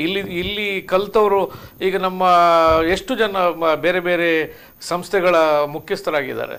ಅದರಿಂದ ಇದನ್ನು ನಾವು ಇಲ್ಲಿ ಲೋಕಲ್ ಸ್ಕೋಪನ್ನು ಖಂಡಿತ ಕೊಡಬೇಕು. ಈಗ ಜಯಂತ್ ಕಾರ್ನಾಡ್ ಅವರಿಗೆ ಉತ್ತಮ ಪ್ರಶ್ನೆ ಕೇಳಿದ್ದಕ್ಕೆ ಧನ್ಯವಾದ. ಈಗ ವಸಂತ್ ಶೆಟ್ಟರ್ ಅವರೇ, ಈಗ ಒಂದು ಪಡೋ ಪರದೇಶ್ ಅಂತ ಒಂದು ಸ್ಕೀಮ್ ಉಂಟು. ಅದು ಪಡೋ ಪರದೇಶ್ ಸ್ಕೀಮ್ ಅಂದ್ರೆ ಏನು, ಅದರ ಬಗ್ಗೆ ಒಂದು ಬ್ರೀಫ್ ಮಾಡ್ಬೋದಾ? ಇದು ಪಡೋ ನೇಮ್ ಹೇಳಿದಾಗೆ ಪರದೇಶ್ ಅಂತ ಹೇಳಿದ್ರೆ ಸ್ಟಡಿ ಅಬ್ರಾಡ್, ಇನ್ಲ್ಯಾಂಡ್ ಸ್ಟಡಿ ಅಲ್ಲ, ಸ್ಟಡಿ ಹೈಯರ್ ಎಜುಕೇಶನ್ ಅಬ್ರಾಡ್. ಅದು ಅಂಡರ್ ಗ್ರಾಜುಯೇಟ್ ಆಗ್ತದಾ, ಡಿಗ್ರಿ? ಅಲ್ಲಲ್ಲ, ಅಂಡರ್ ಗ್ರಾಜುಯೇಟ್ ಎಲ್ಲ ಆಗೋದಿಲ್ಲ ಇದರಲ್ಲಿ. ಎಲ್ಲ ಅಂದ್ರೆ ಪೋಸ್ಟ್ ಗ್ರಾಜುಯೇಟ್ಸ್ಗೂ ಇರ್ತದೆ, PhD ಅಥವಾ ಇನ್ನೇನಂತ ಹೇಳಿದ್ರೆ MPhil ಅಂತ ಲೆವೆಲಲ್ಲಿ, M.Tech, ಮಾಸ್ಟರ್ಸ್ ಡಿಗ್ರಿ, ಯಾವುದೇ ಮಾಸ್ಟರ್ಸ್ ಡಿಗ್ರಿ ಆದ ಇದು ಇರ್ತದೆ. ಇದು ಓನ್ಲಿ ಫಾರ್ ಮೈನಾರಿಟಿ. MBA ಕೂಡ ಆಗ್ತದೆ, ಅದು ಕೂಡ ಪೋಸ್ಟ್ ಗ್ರಾಜುಯೇಟ್ ಡಿಗ್ರಿ ಅಲ್ಲ. It is applicable only for minority communities, others ಅವರಿಗೆ ಇಲ್ಲ. ಇದರಲ್ಲಿ ಏನಂತ ಓನ್ಲಿ ಫಾರ್ ಮೈನಾರಿಟಿ, ಪಡೋ Pradesh is only for minority. ಅದರಲ್ಲಿ ಏನು ಸ್ಪೆಷಾಲಿಟಿ ಉಂಟು? ಸ್ಪೆಷಾಲಿಟಿ ಅಂತ ಹೇಳಿದ್ರೆ ಇದರಲ್ಲಿ ಇಂಟ್ರೆಸ್ಟ್ ಸಬ್ಸಿಡಿ ಇದೆ. ಇಂಟ್ರೆಸ್ಟ್ ಉಂಟಲ್ಲ, ಈ ಸ್ಟಡಿ ಪೀರಿಯಡ್ ಟಿಲ್ ಮೊರಿಟೋರಿಯಂ ಏನು ಇಂಟ್ರೆಸ್ಟ್ ಸಿಗ್ತದೆ, ಆ ಇಂಟ್ರೆಸ್ಟ್ ಸಬ್ಸಿಡಿ ಸಿಗ್ತದೆ ಗವರ್ಮೆಂಟ್ ಬೇರೆ. ಬಹಳ ಉತ್ತಮ. ಯಾವುದೇ ಇಂಟ್ರೆಸ್ಟ್ ಇಲ್ಲ, ಮೈನಾರಿಟಿ ಎಲ್ಲ ಸ್ಟೂಡೆಂಟ್ಸ್ ನವರು ದಯವಿಟ್ಟು ನೋಡ್ಕೊಳ್ಳಿ. ಸ್ಕೀಮ್ ಅಲ್ಲ, ಇವನ್ ನಮ್ಮ CSIS ಸ್ಕೀಮ್ ಅಲ್ಲಿ ಕೂಡ ಸಬ್ಸಿಡಿ ಇದೆ. ಅಡೆ ಪಡೋ ಪ್ರದೇಶದಲ್ಲಿ ಇವರಿಗೆ 100% ಇಂಟ್ರೆಸ್ಟ್ ಸಬ್ಸಿಡಿ ಸಿಗ್ತದೆ. ಅಂದ್ರೆ ಲಿಮಿಟ್ ಇದೆ, ಲೋನ್ ಲಿಮಿಟ್ ಇದೆ, 20 lakhs ಏನೋ ಲಿಮಿಟ್ ಇದೆ ಅದರಲ್ಲಿ. ಉತ್ತಮ. ಹೌದು, 20 ಲಕ್ಷದವರೆಗೆ ನೀವು ಪಡೋ ಪ್ರದೇಶ ಸ್ಕೀಮ್ ಅಲ್ಲಿ ಕೊಲಾಟ್ರಲ್ ತಗೊಂಡು ಪೋಸ್ಟ್ ಇಂಟ್ರೆಸ್ಟ್, ಹೌದು, ಕೊಲಾಟ್ರಲ್ ಕೊಡಬೇಕಾಗುತ್ತೆ. ಬಟ್ ಅದರಲ್ಲಿ ಇನ್ಕಮ್ ಸೀಲಿಂಗ್ ಉಂಟಲ್ಲ 6 ಲಕ್ಷ. ಇನ್ಕಮ್ ಸೀಲಿಂಗ್ ಇದೆ. ಇನ್ಕಮ್ ಸೀಲಿಂಗ್ ಅಲ್ಲ 6 ಲಕ್ಷ ಅಲ್ಲ, 4.5 ಲಕ್ಷ ಅಲ್ಲ. ಈ ಪಡೋ ಪ್ರದೇಶದಲ್ಲಿ 6 ಲಕ್ಷ. ಇದರಲ್ಲಿ ಇಕನಾಮಿಕಲಿ ಬ್ಯಾಕ್ವರ್ಡ್ ಇವರಿಗೆ ಇಂಟ್ರೆಸ್ಟ್ ಸಬ್ಸಿಡಿ ಸಿಗಬೇಕಾದ್ರೆ 4.5 lakh family income. Interest family income should not exceed 6 lakhs ಅಂತಿದೆ. ಸೊ ಇಂಟ್ರೆಸ್ಟ್, ಅಕ್ರೂಡ್ ಇಂಟ್ರೆಸ್ಟ್ ಇದೆಯಲ್ಲ, ಅಕ್ರೂಡ್ ಇಂಟ್ರೆಸ್ಟ್ ಅಂತ ಹೇಳಿದ್ರೆ study period interest plus moratorium period interest, ಅದು 100% ಅಪ್ ಟು ದಟ್ ಸೀಲಿಂಗ್ 20 ಲಕ್ಷವರೆಗೆ. ಅದು ಸರ್ಕಾರದಿಂದ ಯಾವುದು, ಕೇಂದ್ರ ಸರ್ಕಾರವ ರಾಜ್ಯ ಸರ್ಕಾರ? ಕೇಂದ್ರ ಸರ್ಕಾರ. ಬಹಳ ಉತ್ತಮ. ಮೈನಾರಿಟಿ ಅವರಿಗೆ ಬಹಳ ಒಂದು ಒಳ್ಳೆ ಸವಲತ್ತು ಉಂಟಾಗ. ಆದ್ರೆ ಅವನು ಅಂತ ಹೇಳಿದ್ರೆ ಬ್ಯಾಂಕಲ್ಲಿ ಲೋನ್ ತಗೊಂಡಿರಬೇಕು, ಇಲ್ಲದೆ ಸಬ್ಸಿಡಿ ಯಾರಿಗೆ ಕೊಡ್ತಾರೆ? ಅದು ಓಕೆ. ಅಲ್ಲ, ಇದು ಸಬ್ಸಿಡಿ ಎಲ್ಲ ಬೇಕಾದ ಯಾರಿಗೆ ಕಷ್ಟ ಉಂಟು ಅವ್ರಿಗೆ ಮಾತ್ರ. ಈ ಮೈನಾರಿಟೀಸ್ ಅಂದ್ರೆ ಯಾರು? ಮೈನಾರಿಟೀಸ್ ಅಂದ್ರೆ ಕ್ರಿಶ್ಚಿಯನ್ಸ್, ಮುಸ್ಲಿಮ್ಸ್, ಇವರು ಮೈನಾರಿಟೀಸ್ ಅಲ್ಲಿ ಬರ್ತಾರೆ. ಅಂದ್ರೆ ಇದು ಕ್ರಿಶ್ಚಿಯನ್ಸ್ ಆಗ್ತದೆ, ಮುಸ್ಲಿಮ್ಸ್ ಆಗ್ತದೆ, ಜೈನ್ಸ್ ಆಗ್ತದೆ, ಬುದ್ಧಿಸ್ಟ್ ಆಗ್ತದೆ, ಇವರೆಲ್ಲ ಮೈನಾರಿಟಿಯಲ್ಲಿ ಬರ್ತಾರೆ. ಇವರಿಗೆಲ್ಲ ಈ ಬೆನಿಫಿಟ್ ಉಂಟು ಅವರ ಸ್ಟೂಡೆಂಟ್. ಬಹಳ ಒಂದು ಉತ್ತಮ ಒಂದು ಈ ಪಡೋ ಪ್ರದೇಶ ಸ್ಕೀಮ್ ಅಲ್ಲಿ ಮೈನಾರಿಟೀಸ್ ಇದೆ. ನಮ್ಮ ಜನರಲ್ ಸ್ಕೀಮ್ ಅಲ್ಲಿ ಅದರ್ಸ್, ಆಲ್ ಅದರ್ಸ್. ಆಯ್ತು. ಈಗ ಇಕನಾಮಿಕಲಿ ಬ್ಯಾಕ್ವರ್ಡ್ ಸೆಕ್ಷನ್ ಅಂತ ಉಂಟು. ಇಕನಾಮಿಕ್ ಬ್ಯಾಕ್ವರ್ಡ್ ಅಂತ ಹೇಳಿದ್ರೆ ಜಾತಿಯಲ್ಲಿ ಫಾರ್ವರ್ಡ್ ಇದ್ರು, ಇಕನಾಮಿಕಲಿ ಬ್ಯಾಕ್ವರ್ಡ್ 4.5 ಲಕ್ಷದವರೆಗೆ ಇನ್ಕಮ್ ಕ್ರೈಟೀರಿಯಾ ಇದ್ದರೆ ಆವಾಗ ಕೂಡ ಇಂಟ್ರೆಸ್ಟ್ ಸಬ್ಸಿಡಿ ಸ್ಕೀಮ್ ಇದೆ. ಅವರು CET ಅಥವಾ ಸೆಲೆಕ್ಷನ್ ಇದರಲ್ಲಿ ಸೆಲೆಕ್ಟ್ ಆಗಿರಬೇಕು. ಅದು ಕಂಡೀಷನ್ಸ್ ಎಲ್ಲ ಉಂಟು. ಕಂಡೀಷನ್ಸ್ ಅಂದ್ರೆ ಅಲ್ಟಿಮೇಟ್ಲಿ ಏನಂತ ಹೇಳಿದ್ರೆ meritorious student should not be deprived of legitimate higher education. ಈಗ ನಮ್ಮ SC STs ಇದ್ದಾರಲ್ಲ, ಅವ್ರಿಗೆ ಏನಾದ್ರು ಎಡಿಷನಲ್ ಬೆನಿಫಿಟ್ ಉಂಟಾ? ST SCಗೆ ಸಪರೇಟ್ ಏನಿಲ್ಲ, ಅವರಿಗೆ ಅಡ್ಮಿಷನ್ ಆಗುವಾಗ ಮಾತ್ರ ಸ್ವಲ್ಪ ಪ್ರಿಫರೆನ್ಸ್ ಎಲ್ಲ ಇದೆ. ಮಾರ್ಕ್ಸ್ ಅವರು 50% ಮಾರ್ಕ್, ಬೇರೆಯವರು 60% ಮಾರ್ಕ್ ತೆಗಿಬೇಕಾಗುತ್ತದೆ. SC STಗಳು 50% ಮಾರ್ಕ್ ತೆಗೆದು ಸಾಕು. ಮತ್ತೆ ರೇಟ್ ಆಫ್ ಇಂಟ್ರೆಸ್ಟ್ ಅಲ್ಲಿ ಏನಂತ ಹೇಳಿದ್ರೆ ಬೇರೆ ಬೇರೆ ಬ್ಯಾಂಕಲ್ಲಿ ಬೇರೆ ಬೇರೆ ಟೈಪ್ ಇದೆ. ಈ ನಿಮ್ಮ Vidya Turant higher education in reputed institute ಆದ್ರೆ ನಿಮಗೆ ಬರೀ ಆ ಪರ್ಟಿಕ್ಯುಲರ್ ಬ್ಯಾಂಕಿನ RLLR ಅಲ್ಲಿ ಸಿಗ್ತದೆ. ಅಥವಾ RLLR ಸಾಧಾರಣ 6.9 6.80 ಇದೆ, ಅಷ್ಟೇ ಇರಲೇ ಸಿಗ್ತದೆ.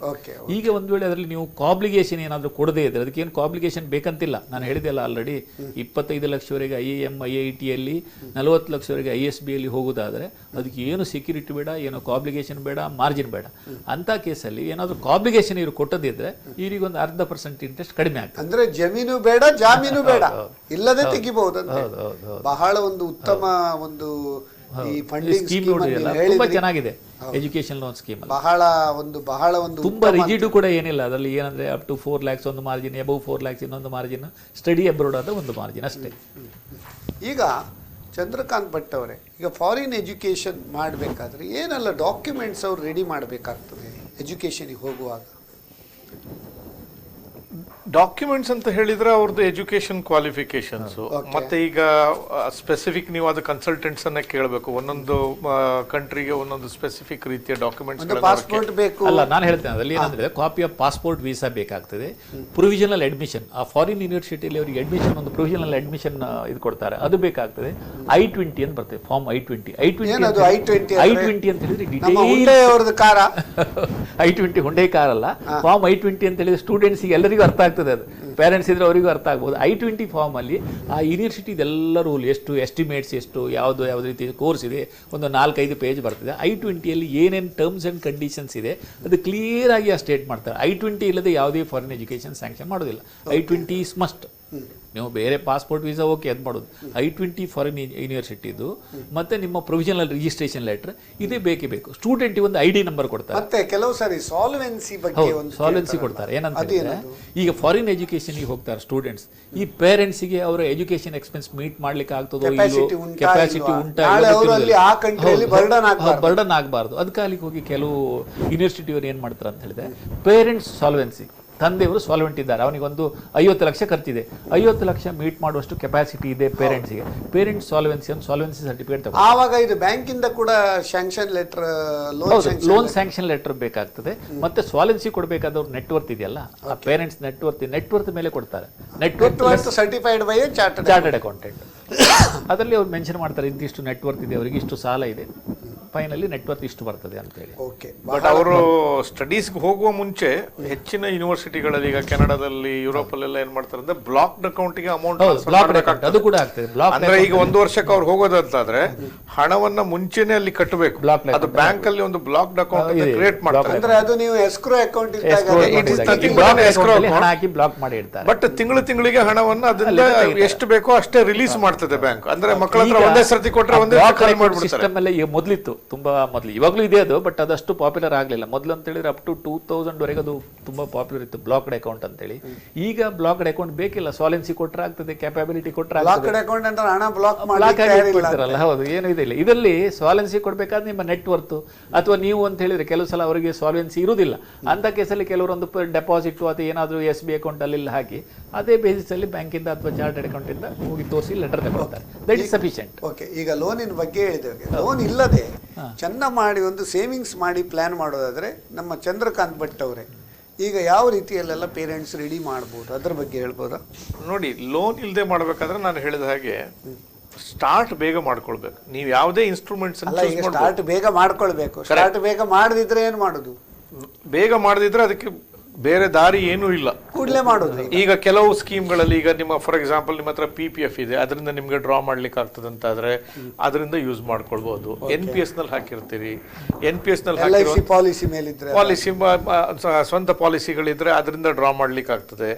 ಕೆಲವು ಪಾಲಿಸಿಗಳಲ್ಲಿ ಪಾರ್ಷಿಯಲ್ ವಿಡ್ರಾವಲ್ ಫೆಸಿಲಿಟಿ ಬಿಟ್ಟಿರ್ತಾರೆ. ಈಗ PF ಇದ್ರೆ ತಂದೆ ತಾಯಿಗಳದ್ದು ಅದು ಕೂಡ ಅದರೊಳಗೆ ನಿಮಗೆ ಪ್ರಾವಿಷನ್ ಇದ್ರೆ ಮಕ್ಕಳ ಎಜುಕೇಶನ್ಗೋಸ್ಕರ ಡ್ರಾ ಮಾಡ್ಲಿಕ್ಕೆ ಆಗ್ತದೆ. NPS ನಲ್ಲಿ ಕೂಡ ನಿಮ್ಗೆ ಸ್ವಲ್ಪ ಅಮೌಂಟ್ ಅನ್ನು ಡ್ರಾ ಮಾಡ್ಕೊಳ್ಳಿಕ್ಕೆ ಆಗ್ತದೆ. ಮತ್ತೆ ಕೆಲವರು ಪೆನ್ಷನಿಯರ್ ಇದ್ರೆ ತಂದೆ ತಾಯಿ ಕಮ್ಯುಟೇಷನ್ ಆಫ್ ಪೆನ್ಷನ್ ಇಂದ ಕೂಡ ಅವರು ಮಾಡ್ಲಿಕ್ಕೆ ಆಗ್ತದೆ. ಮತ್ತೆ ಅಂತ ಹೇಳಿದ್ರೆ ಓಕೆ, ನೀವು ಕಂಡಿದ್ದೀರಿ ಇಲ್ಲ ತಗೊಳ್ಳಿ. ಈಗ ಈ ಕೆನರಾ ಬ್ಯಾಂಕ್ ಅಲ್ಲಿ ಒಂದು ಸ್ಕೀಮ್ ಇದೆ. ಈಗ ಕೆನರಾ ಚಾಂಪಿಯನ್ ಅಂತಂದ್ರೆ ಒಂದು ಡೆಪಾಸಿಟ್ ಸ್ಕೀಮ್ ಇದೆ ಅಂತ ಹೇಳಿದ್ರೆ ಮಕ್ಕಳಿಗೆ 12 ವರ್ಷದ ಒಳಗಿನ ಮಕ್ಕಳಿಗೆ ಇದ್ರೆ ಅವರಿಗೆ ಒಂದು ಬ್ಯಾಂಕ್ ಅಲ್ಲಿ ಒಂದು SB ಅಕೌಂಟ್ ಓಪನ್ ಮಾಡೋದು. ಆ SB ಅಕೌಂಟ್ಗೆ ವಿಡ್ರಾ ಮಾಡ್ಲಿಕ್ಕಿಲ್ಲ, ಹಣ ಹಾಕ್ಬೋದು. ಮಿನಿಮಮ್ 1 ವರ್ಷಕ್ಕೆ 2 ಸಲ ಅವರು ಡೆಪಾಸಿಟ್ ಮಾಡಬೇಕು, ವಿಡ್ರಾ ಮಾಡ್ಲಿಕ್ಕೆ ಆಗೋದಿಲ್ಲ. ಒಂದು 5000 ಆದ ಕೂಡ ಅದನ್ನು ಸಪರೇಟ್ ಡೆಪಾಸಿಟ್ ಆಗಿ ಟ್ರಾನ್ಸ್ಫರ್ ಮಾಡ್ತಾರೆ. ಅವರಿಗೆ ಇಂಥ ಕೆನರಾ ಚಾಂಪಿಯನ್ ಅಕೌಂಟ್ ಇದ್ದವರಿಗೆ ಅವ್ರದ್ದು ಸಾಧಾರಣ 17 ಇಯರ್ಸ್ ಆಗುವಾಗ ಅವರ ಅಕೌಂಟಲ್ಲಿ ಸಹ ಒಂದು ಅಥವಾ 2 ಲಕ್ಷ ಡೆಪಾಸಿಟ್ ಅಂದರೆ 4 ಟೈಮ್ಸ್ ಇಮಿಡಿಯೇಟ್ಲಿ ಬ್ಯಾಂಕ್ನವ್ರು ವಿದೌಟ್ ಎನಿ ಇದು ಲೋನ್ ಕೊಡ್ತಾರೆ. ಚಾಂಪಿಯನ್. ಅದರಷ್ಟು ಪಾಪ್ಯುಲರ್ ಆಗಲಿಲ್ಲ ಸ್ಕೀಮ್ ಅದು. ಅದೇನೋ ವಿಡ್ರಾ ಮಾಡಿದ್ರು ಅಂತ ಕೇಳಿದ್ರೆ ಚಾಂಪಿಯನ್ಸಿಗೆ ಮಾತ್ರವೇ ಎಲ್ಲರಿಗೂ ಆಗ್ತದೆ? ಎಲ್ರಿಗೂ ಆಗ್ತದೆ. ಯಾರು ಕ್ಯಾನ್ ಚಾಂಪ್ ಅಕೌಂಟ್ ಅಂತ ಯಾರು ಬೇಕಾದ್ರೂ ಓಪನ್ ಮಾಡ್ಬೋದು, 12 ವರ್ಷದಿಂದ ಕೆಳಗಡೆ ಅವರು. ಬಟ್ ಅದಕ್ಕೆ ಡೆಪಾಸಿಟ್ ಮಿನಿಮಮ್ ವರ್ಷಕ್ಕೆ 2 ಸಲ ಮಾಡಬೇಕು. ಆ ಡೆಪಾಸಿಟ್ ಒಂದು 5,000 ಲಮ್ಸಮ್ ಮಾಡ್ಕೊಳ್ಳಿ, ಆಟೋಮೆಟಿಕಲಿ ನೀವು ಟರ್ಮ್ ಡೆಪಾಸಿಟ್ಗೆ ಟ್ರಾನ್ಸ್ಫರ್ ಮಾಡ್ತಾರೆ. ಅದರಲ್ಲಿ ಎಜುಕೇಷನ್ ಲೋನ್ ಎಲಿಜಿಬಿಲಿಟಿ ಅವರಿಗೆ ಮೊದಲೇ ಅವರಿಗೆ ಸಿಗ್ತದೆ. ಅವರಿಗೆ ಯಾವುದೇ ಹೈಯರ್ ಎಜುಕೇಷನ್ ಮಾಡೋದಾದ್ರು ಕ್ಯಾನ್ ಚಾಂಪ್ ಅಕೌಂಟ್ ಇದ್ದವರಿಗೆ ಫಸ್ಟ್ ಪ್ರಿಫರೆನ್ಸ್. ಓಕೆ, ಈಗ ಚಂದ್ರಕಾಂತ್ ಭಟ್ ಅವರೇ, ಸುಕನ್ಯಾ ಸಮೃದ್ಧಿ ಬಹಳ ಒಂದು ಉತ್ತಮ ಒಂದು ಹೆಣ್ಣು ಮಗುವಿಗೆ ಒಂದು ಸ್ಕೀಮ್ ನಮ್ಮ ಕೇಂದ್ರ ಸರ್ಕಾರದ್ದು. ಈಗ ಹೆಣ್ಣು ಮಗು ಆದರೆ ಈ ತಂದೆ ತಾಯಿಗಳು ಸುಕನ್ಯಾ ಸಮೃದ್ಧಿಯಲ್ಲಿ ಹಣ ಹಾಕಿದರೆ ಅದಕ್ಕೆ ರೇಟ್ ಆಫ್ ಇಂಟ್ರೆಸ್ಟ್ ಒಳ್ಳೆದಿರ್ತದೆ, ಮತ್ತು ಅದರದ ಇಂಟ್ರೆಸ್ಟಿಗೆ ಕಾಂಟ್ರಿಬ್ಯೂಷನಿಗೆ ಕೂಡ ಇನ್ಕಮ್ ಟ್ಯಾಕ್ಸ್ ಡಿಡಕ್ಷನ್ ಇರ್ತದೆ, ಅದರ ಇಂಟ್ರೆಸ್ಟಿಗೆ ಕೂಡ ಟ್ಯಾಕ್ಸ್ ಬರೋದಿಲ್ಲ. ಆ ಸ್ಕೀಮ್ ಹೇಗೆ? ಅದು ಬಹಳ ಉತ್ಕೃಷ್ಟ ಸ್ಕೀಮ್ ಸುಕನ್ಯಾ ಸಮೃದ್ಧಿ. ಈ ಹೆಣ್ಣು ಮಕ್ಕಳಿಗೆ ಅದಕ್ಕಿಂತ ಉತ್ಕೃಷ್ಟವಾಗಿರುವಂತ ಸ್ಕೀಮೇ ಇಲ್ಲ. ಎಷ್ಟು ವರ್ಷದಿಂದ ಎಷ್ಟು ವರ್ಷದವರೆಗೆ? ಅದು ಮಕ್ಕಳು ಹುಟ್ಟಿದಾಗಿನಿಂದ ಸುಮಾರು 18 ವರ್ಷದವರೆಗೆ ಅದಕ್ಕೆ ಕಟ್ಲಿಕ್ಕೆ ಆಗ್ತದೆ ಅನ್ಸುತ್ತೆ. 21 ವರ್ಷದ ತನಕ 21 ವರ್ಷದ ಕಾಲ ಅದನ್ನ ಇಟ್ಕೊಳ್ಬೇಕು. 18 ವರ್ಷದ ನಂತರ ಅದಕ್ಕೆ ತೆಗಿಲಿಕ್ಕೆ ಪ್ರಾವಿಷನ್ ಕೊಟ್ಟಿದ್ದಾರೆ ಅನ್ಸುತ್ತೆ. ನಾನು ಆ ಸ್ಕೀಮ್ ಬಗ್ಗೆ ಬಹಳ ಜಾಸ್ತಿ ಇಲ್ಲಿ ಸ್ಟಡಿ ಮಾಡಿಲ್ಲ ಇಂಡಿಯಾದಲ್ಲಿ. ಒಳ್ಳೆ ಸ್ಕೀಮ್ ಅಲ್ಲ? 100% ಅದು ವೆರಿ ಯೂಸ್ಫುಲ್. ಇಲ್ಲಿಕ್ವಿಡ್ ಅಕೌಂಟು ಅಂದ್ರೆ ನೀವು ಹಣವನ್ನು ಹಾಕಿರೋ ಮಧ್ಯೆ ತೆಗಿಲಿಕ್ಕಾಗಲ್ಲ. ಮತ್ತೆ ಯಾವ್ದಕ್ಕಾದ್ರು ಅರ್ಜೆನ್ಸಿ ಇದೆ ಅಂತೇಳಿ ಹಣ ತೆಗೆದು ಮತ್ತೆ ಅಯ್ಯೋ ಎಲ್ಲಿಪ್ಪ ಹಣಕ್ಕೆ ಅಂತೇಳಿ ಪರದಾಡೋ ಪರಿಸ್ಥಿತಿ ಇಲ್ಲ. ನಿಮ್ಗೆ ಟ್ಯಾಕ್ಸ್ ಬೆನಿಫಿಟ್ ಕೊಟ್ಟಿದ್ದಾರೆ, ಒಂದು ಡಿಫರೆನ್ಷಿಯಲ್ ರೇಟ್ ಆಫ್ ಇಂಟ್ರೆಸ್ಟ್ ಸಿಗ್ತದೆ. It is not attachable by any court.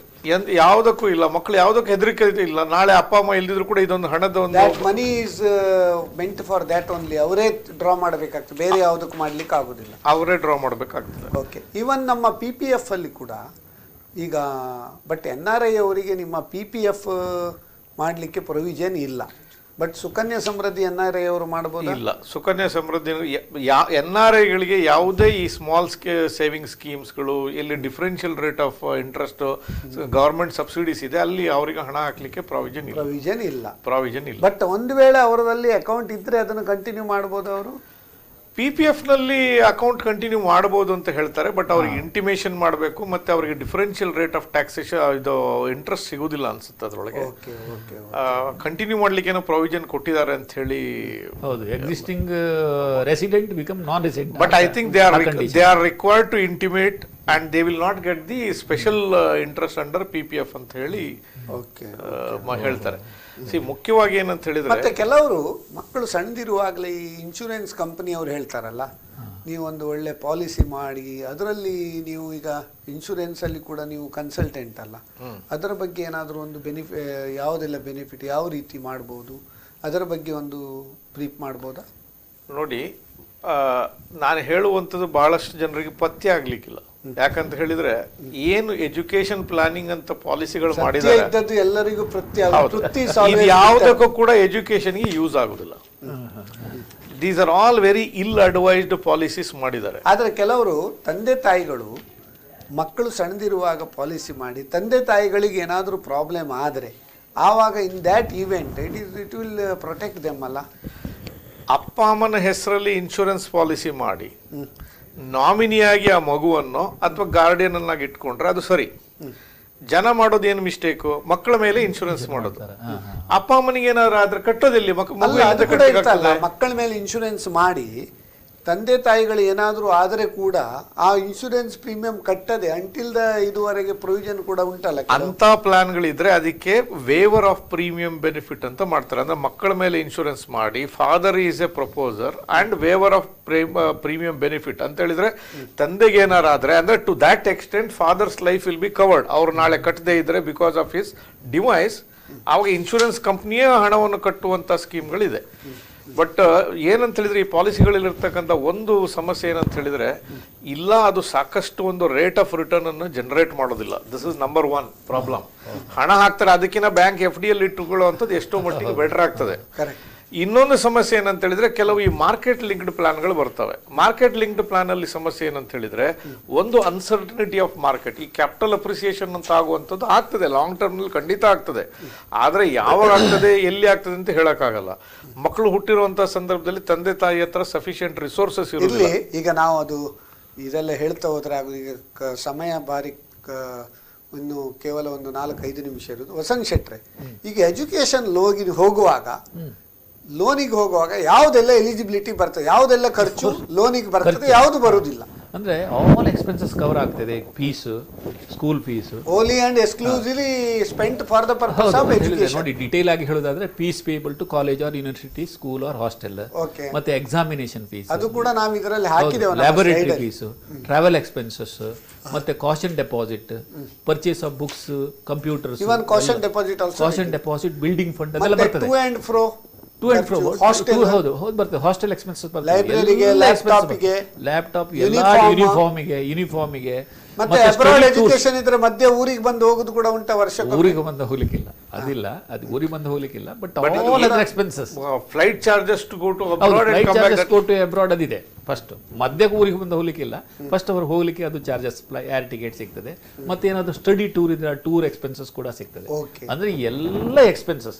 ಆದ್ರೆ ಇನ್ಲ್ಯಾಂಡ್ ಎಜುಕೇಶನ್ ಅಲ್ಲಿ ಒಂದು ಸಿಸ್ಟಮ್ ಇದೆ, ಏನಂತ ಹೇಳಿದ್ರೆ, ಈಗ ಪ್ರೈವೇಟ್ ಕೋಚಿಂಗ್ ಕ್ಲಾಸಿಗೆ ಹೋಗಿದ್ದು ಫೀಸ್ ಕಟ್ಟುದಾದ್ರೆ ಪ್ರೈವೇಟ್ ಕ್ಲೋಸಿಂಗ್ ಅದೇ ಎಲಿಜಿಬಿಲಿಟಿ ಬರ್ಲಿಕ್ಕಿಲ್ಲ. ಯಾಕಂದ್ರೆ ಬಜೆಟ್ ಕ್ಲಾಸಲ್ಲಿ ಟ್ಯೂಟೋರಿಯಲ್ ಅಲ್ಲಿ ಹೋಗಿ ಇದು ಮಾಡಿದ್ರೆ ಅದನ್ನ ಇಂಪ್ರೂವ್ ಮಾಡಿ.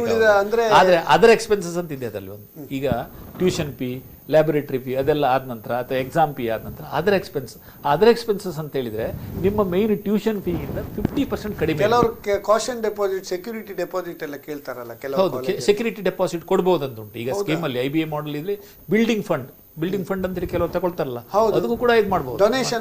ಡೊನೇಷನ್ ಇಲ್ಲ, ಡೊನೇಷನ್ ಕ್ಯಾಪಿಟೇಷನ್ ಫೀ ಕೊಡ್ಲಿಕ್ಕಿಲ್ಲ, ಡೊನೇಷನ್. ಮತ್ತೆ ಕೆಲವು ಕೋರ್ಸಸ್ಗೆ ಎಜುಕೇಶನ್ ಲೋನ್ ಇಲ್ಲ.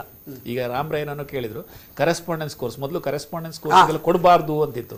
ಈ ಕರೆಸ್ಪಾಂಡೆನ್ಸ್ ಕೊಡ್ಲಿಕ್ಕೆ IBA model education loan scheme ಅಲ್ಲಿ ಏನೂ ಪ್ರಾಬ್ಲಮ್ ಇಲ್ಲ. ಆದ್ರೆ ಅವ್ರದ್ದು ಏನಂತ ಹೇಳಿದ್ರು, ಒಂದು 2-3 ಕೋರ್ಸಿಗೆ ಎಲಿಜಿಬಿಲಿಟಿ ಬರೋದಿಲ್ಲ.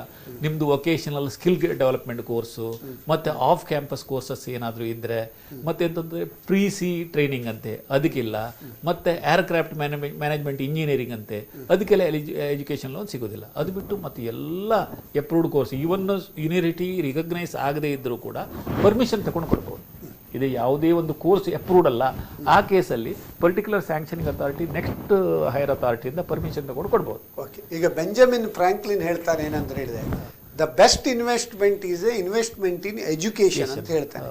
ಮಕ್ಕಳಿಗೆ ಯಾವುದೇ ಸಂದರ್ಭದಲ್ಲಿ ಉತ್ಕೃಷ್ಟ ಎಜುಕೇಶನ್ ಅನ್ನು ತಂದೆ ತಾಯಿಗಳು ಕೊಡುವುದು ಉತ್ತಮ. ಯಾಕಂದ್ರೆ best investment is the investment in education ಅಂತ. ಅದಕ್ಕೆ ಸುಭಾಷಿತಕಾರ ಒಂದು ಕೂಡ ಬಹಳ ಒಂದು ಹೇಳಿದ್ದಾರೆ, ನ ಚೋರ ಹಾರ್ಯಂ ನ ಚ ರಾಜ ಹಾರ್ಯಂ ನ ಭ್ರಾತ್ರ ಭಾಜ್ಯಂ ವರ್ಧತೆ ಏವ ನಿತ್ಯಂ ವಿದ್ಯಾಧನಂ ಸರ್ವಧನ ಪ್ರಧಾನಂ ಅಂತ ಬಹಳ ಒಂದು ಉತ್ತಮವಾಗಿ ವರ್ಣನೆ ಮಾಡಿದ್ದಾರೆ.